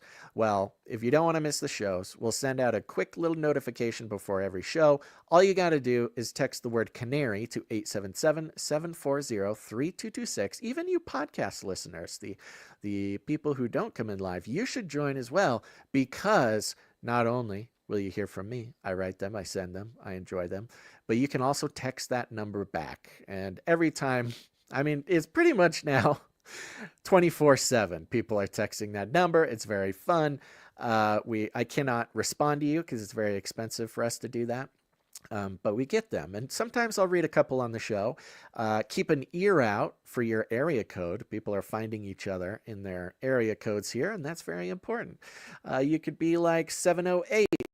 Who says, I don't know why, but when I heard Alex Jones pushing methylene blue, I pictured Heisenberg Breaking Bad in his mobile home in the middle of the American desert.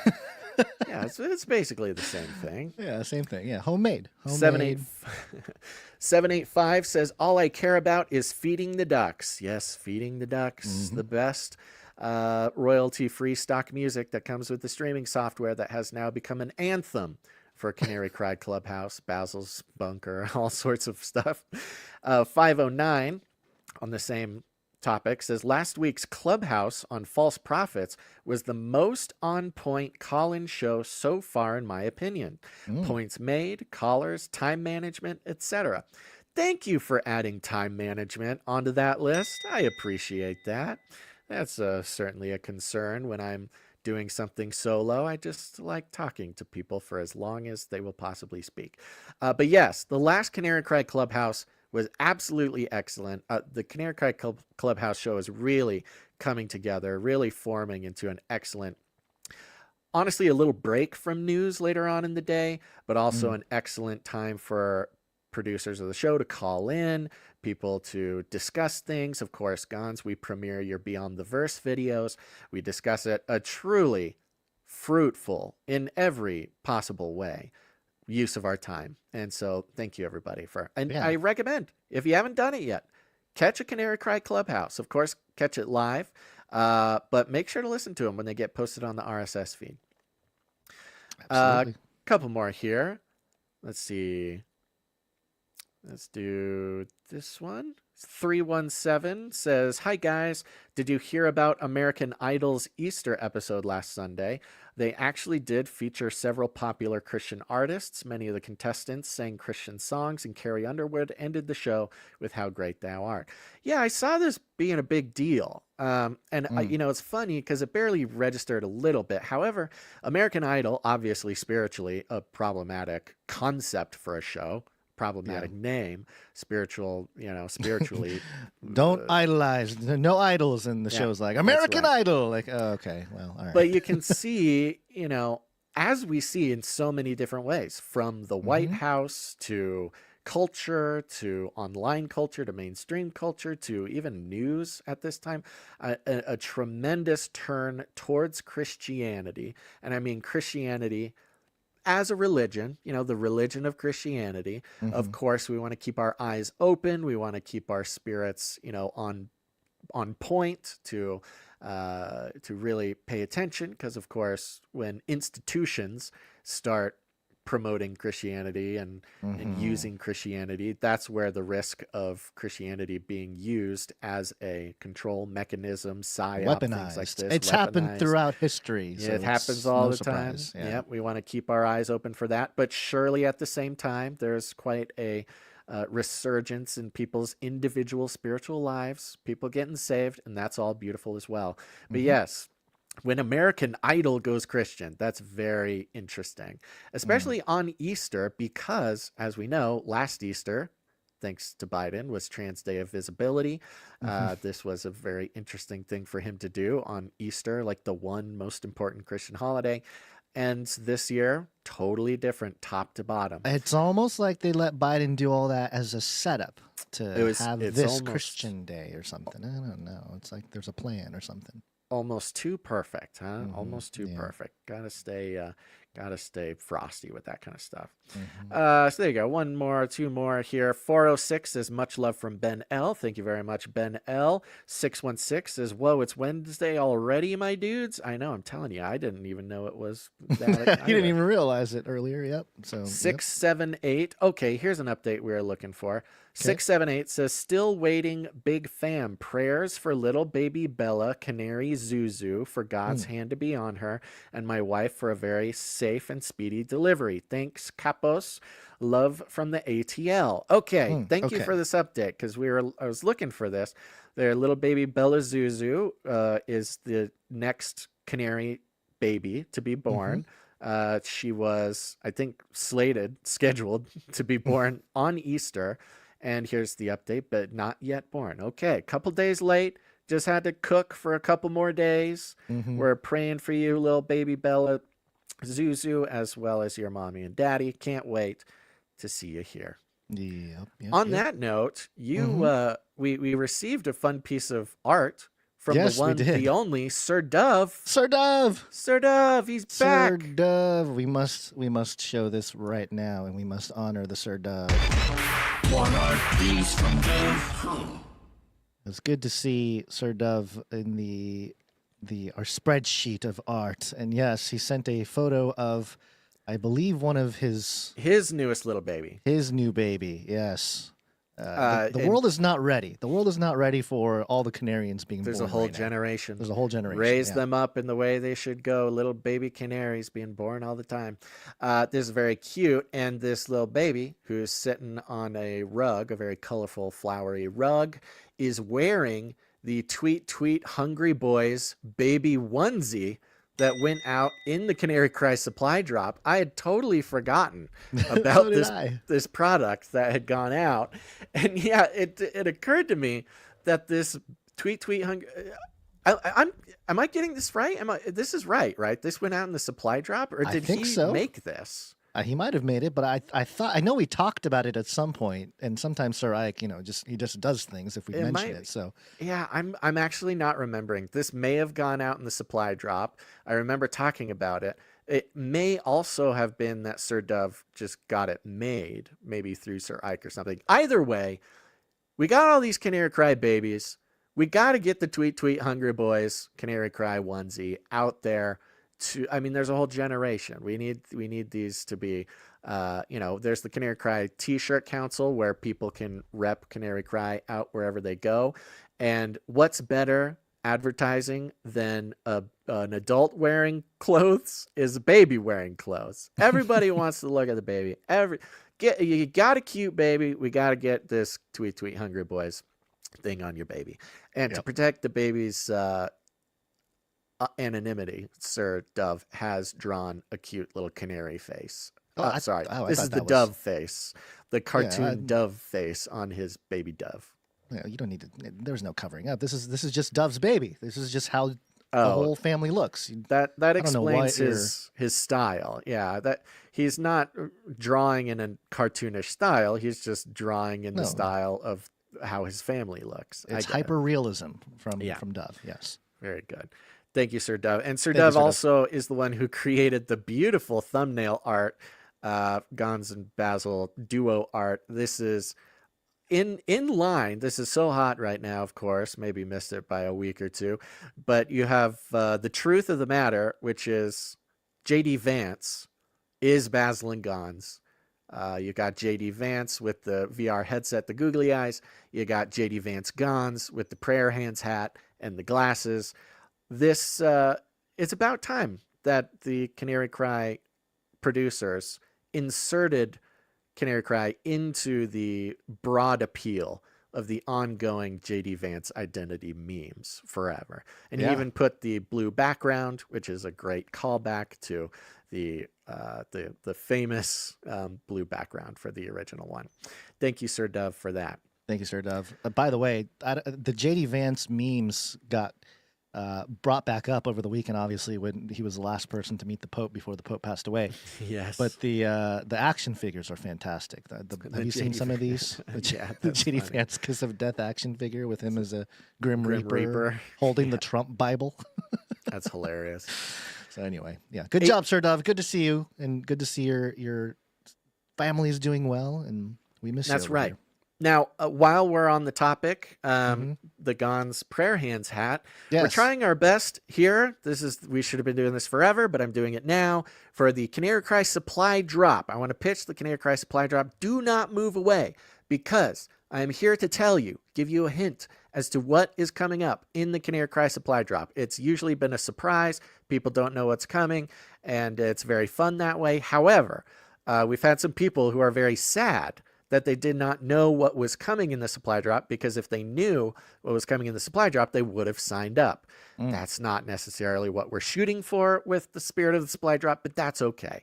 So just because we don't want people to miss out, in the next Canary Cry supply drop, you will get your very own Gons Shimura prayer hands hat, like you've always wanted, like we've all always wanted. Iconic, unmistakable. It would be weird, Gons, if you did not wear your, not stereotypical, your iconic, your, I don't know what else. Recognizable. I don't know. I thought I had better words for it. But you too, dear Canaries, can get your Canary Cry Gons prayer hands hat. It will be coming in the next supply drop. The next supply drop goes out in a couple months, so you must join now. Go to canarycrysupply.com. There will be more things in this supply drop. I will be revealing them one by one over the next couple months. Exciting. But don't miss out. If you want a hat just like Gons, this is another great way to rep the show. Not only rep the show, but like rep your faith, like rep so many things. It's a hat that people love. And there you go. You'll get it. If you don't know, Canary Cry Supply Drop, you go over to canarycrysupply.com. You're producing the show. You're value for valuing the show for $33.33 a month. And as a free gift, every quarter, we'll be sending you a package filled with custom created, manufactured by Canarians, produced by Canarians. That's the whole thing. Again, you know the deal. Yes. We'll send it straight to your doorstep, straight to your mailbox. People love it. It's our most successful sort of project we've ever done as far as keeping the show alive. And you can join. And look, it's summertime. There's going to be meetups. You're going to be going to the meetups. You need your Gons prayer hands hat if you're going to the meetups. So there's the plug, canarycrysupply.com. 817. Attention supply droppers. This is your Russian handler. Remember, the quote is the key. Your fourth message is 733151382. I don't know what that was. I don't know what just happened. That's guys, supply droppers. You know what this is. Yeah. The supply droppers are on a mission right now. We're getting these missives from the Russian handler. And please solve the mystery, or else they're going to send Sir Ike to the gulag. They're sending Sir Ike to a Siberian work camp unless you can figure out the puzzle for the Russian handler. So thank you. Please go back and listen to it. 817 says L.A. Marzulli for Pope. 253. Hey, I like that. 253 says Gons for Pope. Thank you, 253. No, thank you. Yeah. 778 says, hi, Basil. You should get Kent Hovind on for another episode of CCR to discuss his book, What on Earth is About to Happen, for heaven's sake, a dissertation on end times. I'd talk to Hovind again. He's a cool guy. Yeah, absolutely. 250. Kat says, so appreciate you guys praying for blessing and covering. So there you go, folks. Come on. Join the Canary Cry text message alert system. Text the word Canary to 877-740-3226. There's too many texts to read during the show now. It's so fun, but there's it's so actually many. that makes it even better. You got to come with your A game if you want to be noticed. That's a good point. By the Bassmen, you know? That's a good point. When you're sending text before the show, just remember, I'm getting a few dozen of these, and I only have so much to read. But I do read them all, just not on the show. Sure. Okay, Gons. I think that's been enough of a break. This is a bit of a lax break, but we had some big announcements. We had to honor Psalm 40. Yep. How are you doing on time? I'm doing okay. We'll be fine. I think we'll be okay, but we need to fly through some of these stories here. Back to the news. We will launch a new age. I am innocent. They're coming after me. Fight for Ukraine. New world order. Russia. Yeah, this is coming from Axios.com, and the headline is Trump's final offer for peace requires Ukraine to accept Russian occupation. Oh, no. That's it. Final offer. U.S. about to walk. Yep. The U.S. expects Ukraine's response Wednesday to a peace framework that includes U.S. recognition of Crimea as part of Russia and unofficial recognition of Russian control of nearly all areas occupied since the 2022 invasion. Sources with direct knowledge of the proposal tells Axios. Why it matters, the one-page document the U.S. presented Ukrainian officials in Paris last week describes this as President Trump's, quote, final offer. The White House insists it's ready to walk away if the parties don't make a deal soon. And they got these bullet points here. Trump's proposal would require major concession from Ukrainian President Volodymyr Zelensky, who previously ruled out accepting Russian occupation of Crimea and parts of 4 regions in eastern Ukraine. And while this is a second bullet point, while Russian President Vladimir Putin has reportedly offered to freeze the current front lines in order to reach a deal, he has previously rejected other elements of the U.S. framework, such as a European peacekeeping force on Ukrainian territory.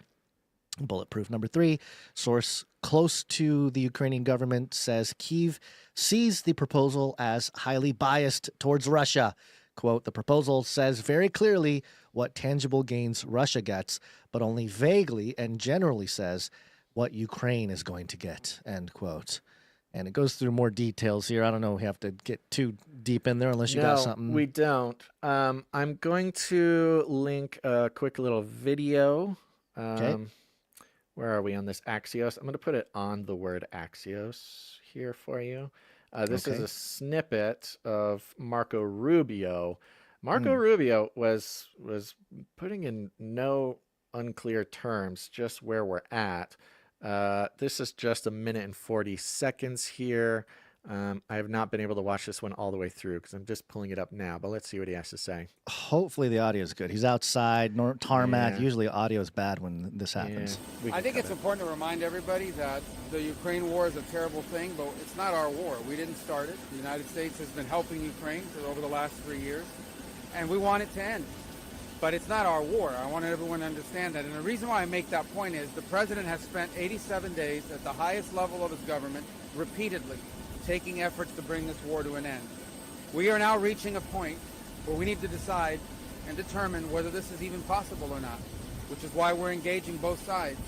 As you know, Ambassador Witkoff has had not one, not two, but 3 meetings with Vladimir Putin to determine the Russian perspective on this and understand what it would take for them to end it. We, through General Kellogg, myself, and others, have had repeated engagements with the Ukrainians. So we came here yesterday to sort of begin to talk about more specific outlines of what it might take to end the war, to try to figure out very soon, and I'm talking about a matter of days, not a matter of weeks, whether or not this is a war that can be ended. If it can, we're prepared to do whatever we can to facilitate that and make sure that it happens, that it ends in a durable and just way. If it's not possible, if we're so far apart that this is not going to happen, then I think the president's probably at a point where he's going to say, well, we're done. You know, we'll do what we can on the margins. We'll be ready to help whenever you're ready to have peace. But we're not going to continue with this endeavor for weeks and months on end.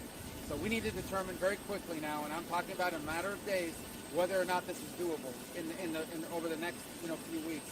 If it is, we're in. If it's not, then we have other priorities to focus on as well. Okay.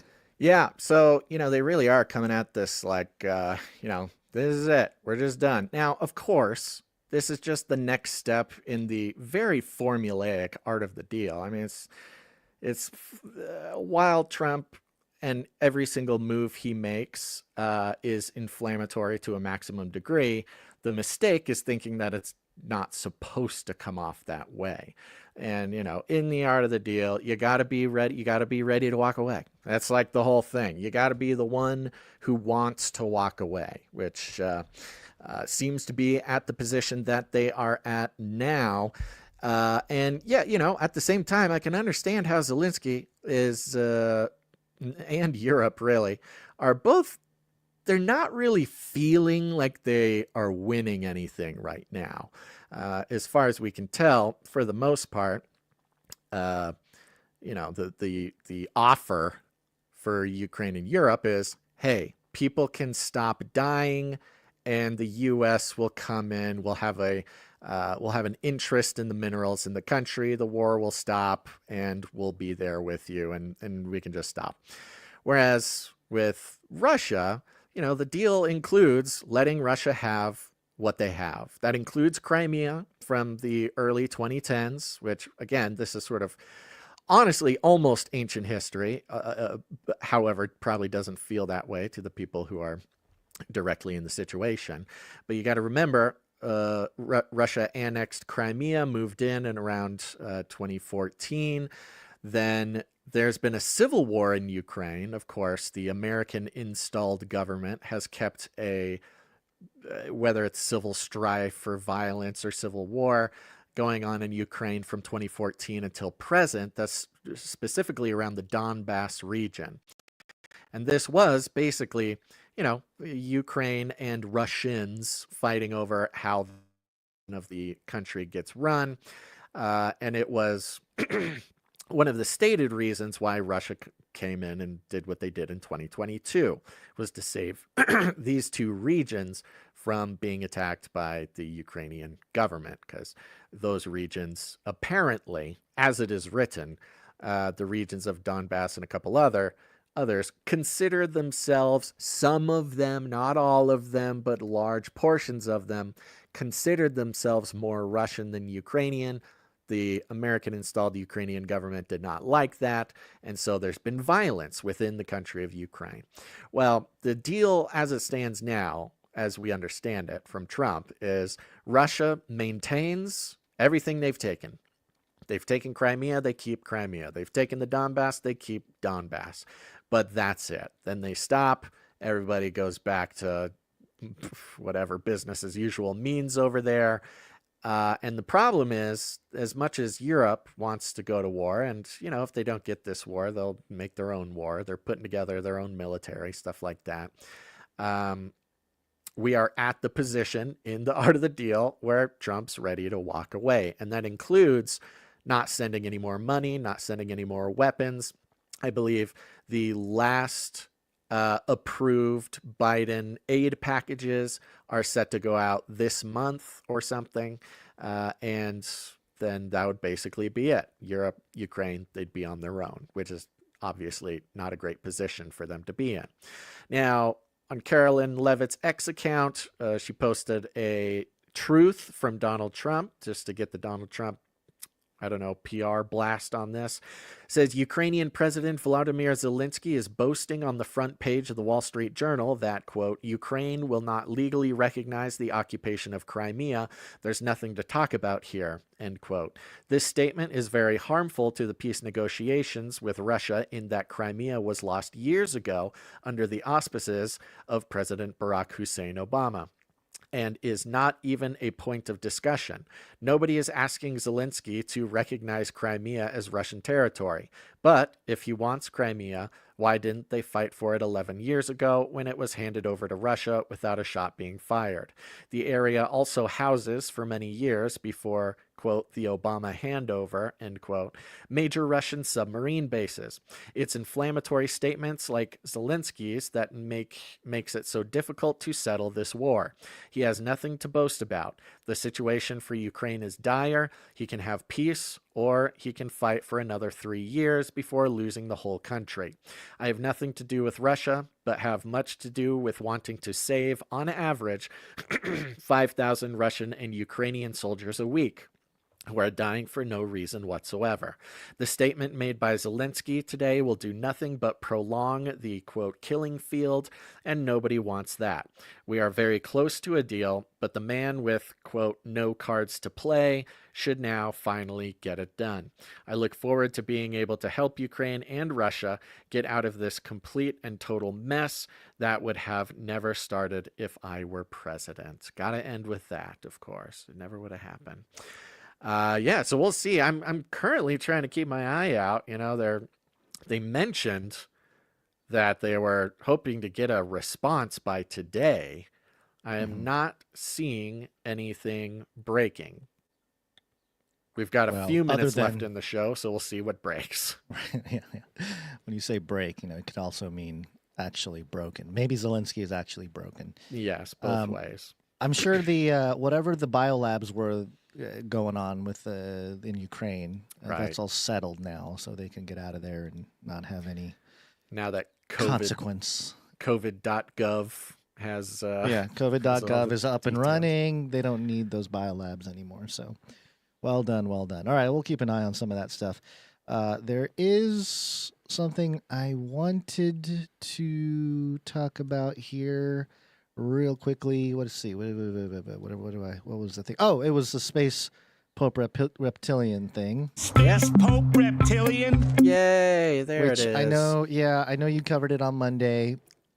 I just wanted to cover this because, you know, we face like the sun, many of us in our little niche, in our little fringe group of whatever, people making content over the years. We've always done breakdowns of symbols and symbolic things going on in the world and in culture and media and entertainment. And it's funny to see the BBC start to do this more and more. We've seen it happen over the few years, or not BBC specifically. I'm talking about just mainstream media. But we have an example here from BBC. It's bbc.com. And the headline is, "In Pictures, Symbolism on Show as Pope Francis Lies in Open Coffin." Now, first of all, the open coffin thing, is that like, I don't know. I've never been a fan of that. Like, it's always kind of weird. It is. I don't know. I mean, I could see it like back in the day. Like, you know, if you're talking about tradition and history and stuff, like, it's kind of like, prove it. Prove he's dead. Yeah, prove he's dead. Yeah, sure. Yeah, holding his head up or something. Yeah. It says here, the Vatican has released several photographs of Pope Francis lying in an open coffin in the chapel of the Casa Santa Marta, his former residence. We've taken a look at who was in the chapel and some of the symbolism on show in the images. BBC breaking down symbols. Symbolism. Here we go. Pope funeral exposed. The most notable figure in the room is Irish-American Cardinal Kevin Farrell, who is the Pope's Camerlengo, or Chamberlain, and runs the Vatican until a new Pope is chosen. The Cardinal in red in red Mosetta and cassock is shown blessing the body of the late Pope during the rite of the declaration of death. Okay, all right, there's some dudes in there doing some things. Pope Francis is dressed in red robes, holding a rosary and wearing a papal, what is that, mitre? Meter, I think. Meter, is that how you say it? Meter? I believe. The large white ceremonial headdress. He's also wearing a simple silver ring. Ooh. What is this silver ring? During his inauguration, Pope Francis was given the fisherman's ring, a symbol of his office, which Cardinal Farrell has the responsibility to destroy, so it cannot be used by anyone else. Destroy the ring! Throw it into the fire! Don't let Gollum find the ring! You know what's funny? Throw it into the fire, Frodo. Frodo. It seemed to be, maybe it's just the algos, maybe, I don't know, some sort of op. Both on X and in the mainstream, yeah, the sort of trending dominant story about the Pope the day after was, Pope is dead, what happens now? Yeah. And I saw dozens of these threads people put together, dozens millions of these articles.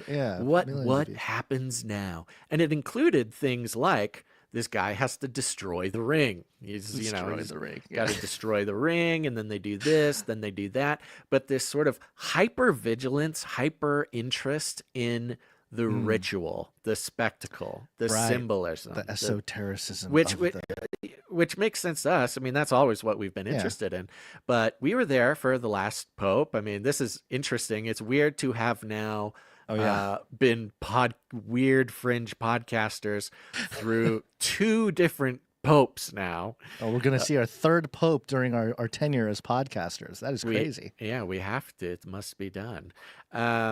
Maybe even the fourth. Maybe even the last pope. Who knows? Well, maybe Pope Francis was the last pope, but maybe not because he was a Jesuit. You know, maybe he doesn't officially count as the last pope because he was a Jesuit. He wasn't the real pope.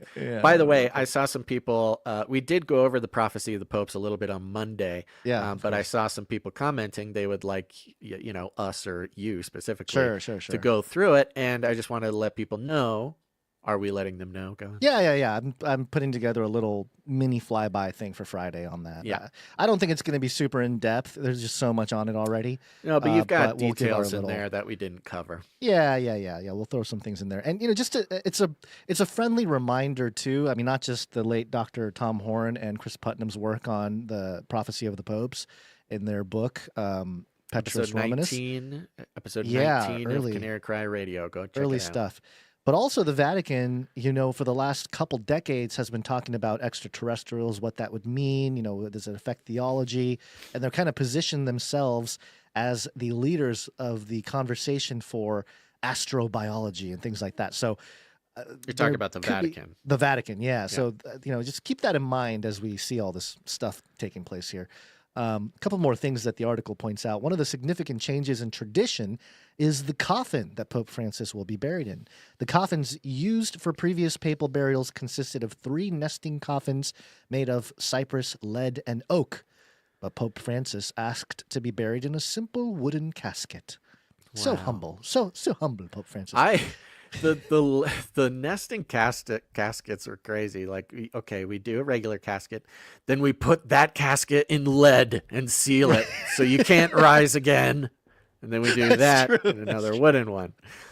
And they have a side-by-side picture of Pope Francis on the left in his little wooden casket, and then Pope Benedict on the right. He was on a cushion. He was just laid out. He was just laying there on a cushion until they put him into his multi-layered chamber. Let's see. He will remain in the open coffin for the lying in state, whereas other popes have been laid out resting on cushions on a platform. So there you go. The chapel itself is nestled in the Casa Santa Marta, a residential building containing more than 100 simple rooms. That was built in 1996, and they have a little overhead graph of the basilica and where the Casa Santa Marta is in conjunction to the St. Peter's Basilica and Sistine Chapels. Oh, here's where it gets good, Basil. Okay. Triangular shapes are present throughout the chapel. Oh, in the construction of the ceiling and the floor tiles, representing the all-seeing Illuminati eye. No, that's not what it says. It says representing the Holy Trinity, a key belief in Christianity where God exists as the Father, the Son, and the Holy Spirit. Interesting. So when the mainstream, like BBC, breaks down triangles, Yeah. it's representing the Holy Spirit. But, when we were breaking down triangles, it was Illuminati. It was all Illuminati. They should break down the symbolism of the Oscars and the Grammys. And come on, BBC, you cowards. The Olympic Stadium with the all-seeing eye lights that surrounded the entire stadium there. Yeah, stuff like that. On the ceiling behind the coffin is an inscription in Latin, which translates as, "Come, Holy Spirit, fill the hearts of your faithful." So there you go. Very nice. The Pope's body is guarded by members of the Vatican's Swiss Guard. They have protected the Pope since 1506. Well, so these Swiss guards are 420 years old. They are eternal. They do not die. These well, sentinels. it is interesting because the footage, I'm sure you've seen this, the footage on the Christmas portal opening, this last Christmas, the Pope opened up, quote, portals in the Vatican that had never been opened before. And there's like security cam footage or something of him opening this door. And then on the inside of the door, there are two weird looking guys in black suits. And it cuts to the Pope, and you can see him looking side to side, sees the one guy, looks, turns to sees the other guy, has this like horrified look on his face. And then, now look, I don't know if this is doctored, I don't know exactly, I'm just telling you what's going around. Then you go to the security camera footage or the wide angle, and these guys are like these weird, tall, bald men in black suits with no ears, like just totally smooth bald heads. I remember seeing some of that. Yeah, I don't know. If and that's so who knows? Maybe you do or... have centuries old reptilians who are guarding the Pope or opening doors for him or something. Yeah, it's possible. I'm trying to find these earless, black-suited men that we're talking about. Yeah. I can see if I can try to find it. Yeah. So there you go. That's their breakdown, pretty much, of the triangles and the symbols of Pope Francis's lying in state here.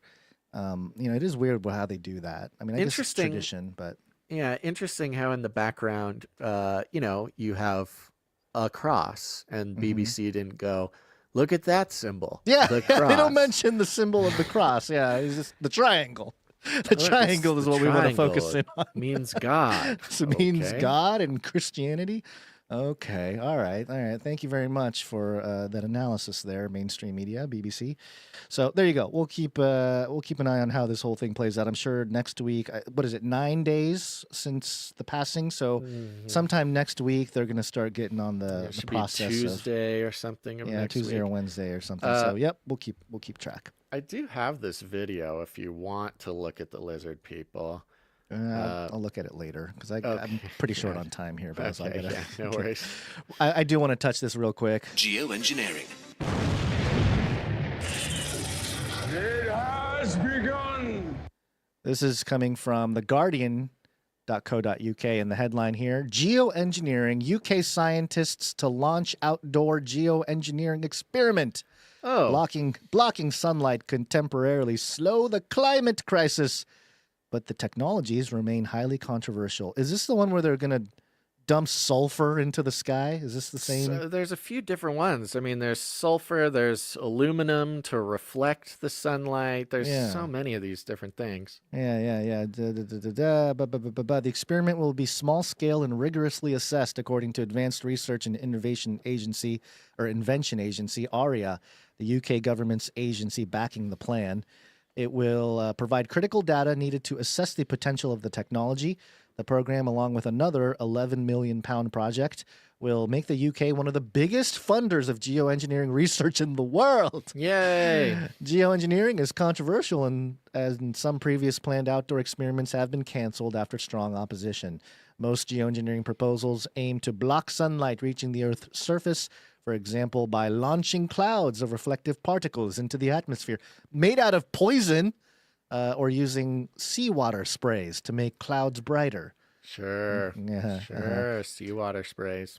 Yeah. You know, it's really interesting. there's weird stuff going on over there in the UK. It continues. I mean, it's just terrifying. just talks but about it, yeah. one of the interesting things is, yes, they're simultaneously approving chemtrails and, pushing it. And of course, doing what the United States did up until just recently. But the Supreme Court, or the equivalent of the Supreme Court in the UK, also just ruled that biological male and female are the law of the land. Right. Yes, Yeah, you're right. it Yeah, kind of took away the legal, smushiness of the sort of transgender stuff, ideology. the gender topic, yeah. And even Keir Starmer himself came out and agreed and said, yes, as far as the law is concerned, it's male and female, and you're born with it, and that's that.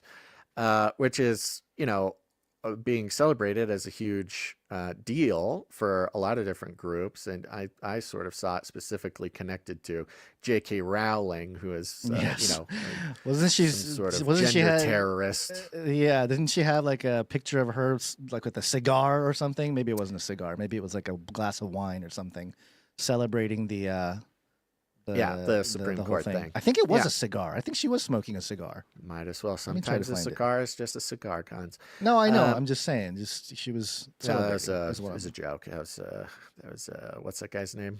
Not I don't Nietzsche. know. Freud. That was a Freud joke. Okay, yeah. Yeah. So, anyways, weird stuff's going on over there. Of course, Keir Starmer is sort of like a, your sort of classic lizard person, monster, political, shape-shifting, scoundrel. So, but what this does sort of represent is, hey, J.K. Rowling is a part of this, but there are others in the UK who have been fighting against sort of specifically the madness, and the madness having really peaked in the UK rather than around the world. They were the one that had that one clinic that was doing just thousands and thousands and thousands of surgeries and stuff. And they were the first to shut down, that clinic. Now they're sort of the first to have the Supreme Court. And at the same time, promoting chemtrails and doing the chemtrail thing. It's almost like the wackos in the UK government just decided, okay, we can only fight so many of these losing battles at once. They got the immigration thing. Yeah. They got all sorts of crazy stuff. And they're like, okay, we gotta tone it down a little bit. Let's give them the gender thing. And again, let's apply the art of the deal. The whole Trump thing. We talk about Trump and his art of the deal with what he's doing. At the same time, you look at the UK, they have gone so sideways, so bonkers on so many things. Now they can kind of give some concessions, back off on the gender thing, and yet still have some pretty heinous policies when it comes to other sort of NWO type of madness, Right. Yeah. Wow. Everybody was fighting the culture war. They were not paying attention to the geoengineering stuff going on, and then boom, now you got the geoengineering in there while everyone's smoking cigars with J.K. Rowling on the victory of the gender thing. So good. Now men and women are men and women, but you're still gonna consume the chemicals from the sky. Now men and women Congratulations. can breathe in all those beautiful chemtrails. One way or another, you're gonna be transhuman. That's the message. Yeah, there. good point. Okay. Was that it? We good That's for it. today? That's it. Nice. Yep. I'm looking at this. You got kids to pick up. That's I great. got kids to pick up. Yep. Thanks, everybody, for tuning in. Love ya.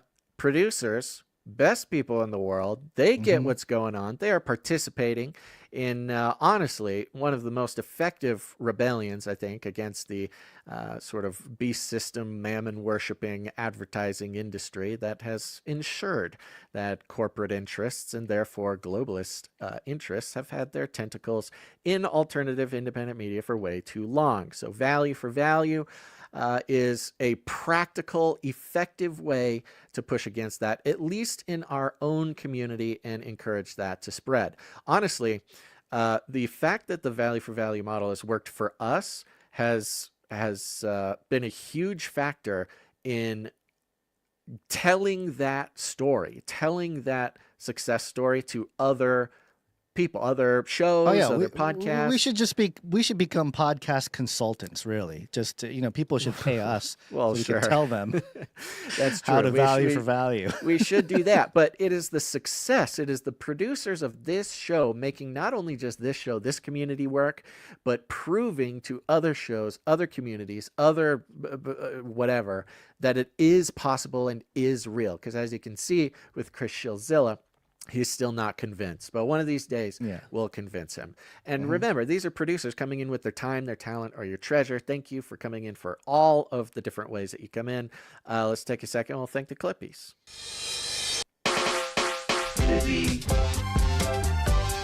Clippy on those videos. Thanks. That's right. Thanks to all the Clippies out there. Boy, oh boy, I've been having some fun over there on the YouTube Shorts, which I think we're starting to figure some things out. It's enough time. We've spent enough time ignoring the algorithms and not doing the things that we sort of should be doing. So anyways, if you follow us on YouTube, take a look at our shorts and like them and stuff like that. That's very helpful. Instagram, don't worry, I'm coming at you here soon. And thank you to the timestampers. Timestamp, it's hard work. Timestamp. Morgan E came in with the timestamps for episode 834. Thank you very much. Morgan E coming in, bringing the value, doing some stuff behind the scenes that is essential. You make our lives so much easier, Morgan E. Thank you very much. Thank you, Morgan E. Thank you to Jam for heading up the Telegram channel. Thank you to Adam42 for the Discord channel. If you're a Telegram or Discord person, if you enjoy those platforms, go to canarycry.party. You can see the invite links to both of those things. Thank you to Joe for the feedback. Thank you to Clank for everything you do. And big shout out to all of our ex-buddies.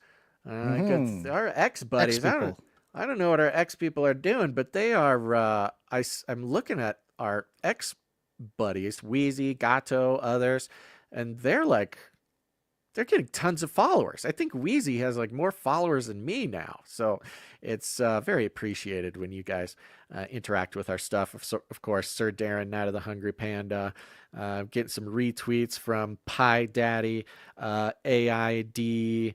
Let's see here. Yeah, thank you to everybody doing that. Angela, thank you, Angela, because it is surprising. I am so, what's the word? I don't know, incompetent when it comes to running our social medias, that when you producers coming together, intentionally interacting, sharing, doing the work for us, it really makes a big difference. I got followers coming in. I don't even know how they do it. And I look, and it's because of these various people interacting with us.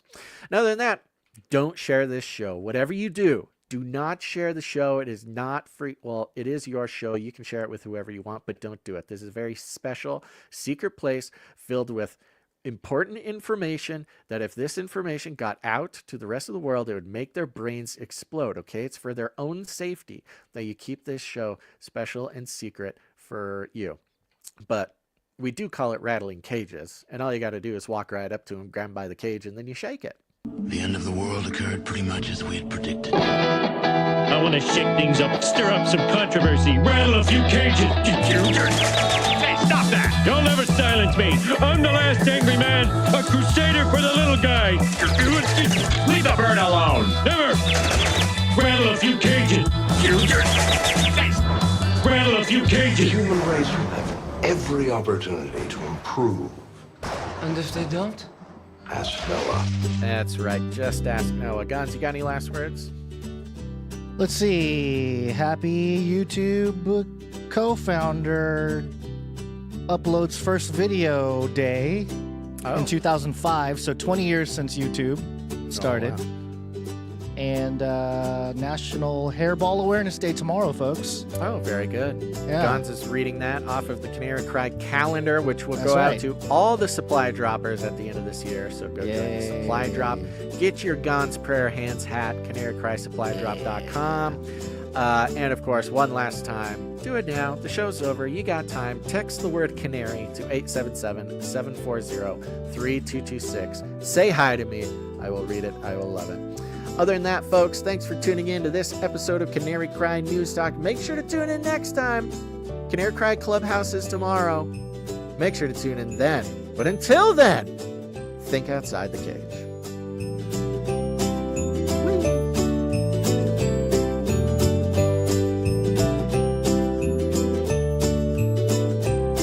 We will hunt you down and make you pay. I'll keep you warm and safe in my people's zoo. I love the Great Reset. Toilets! Feed him more. Feed him more. Feed him more. Remember, reality is an illusion. The universe is a hologram. Buy gold. Buy! Value for value. We take no money from corporations, commies, or cartels.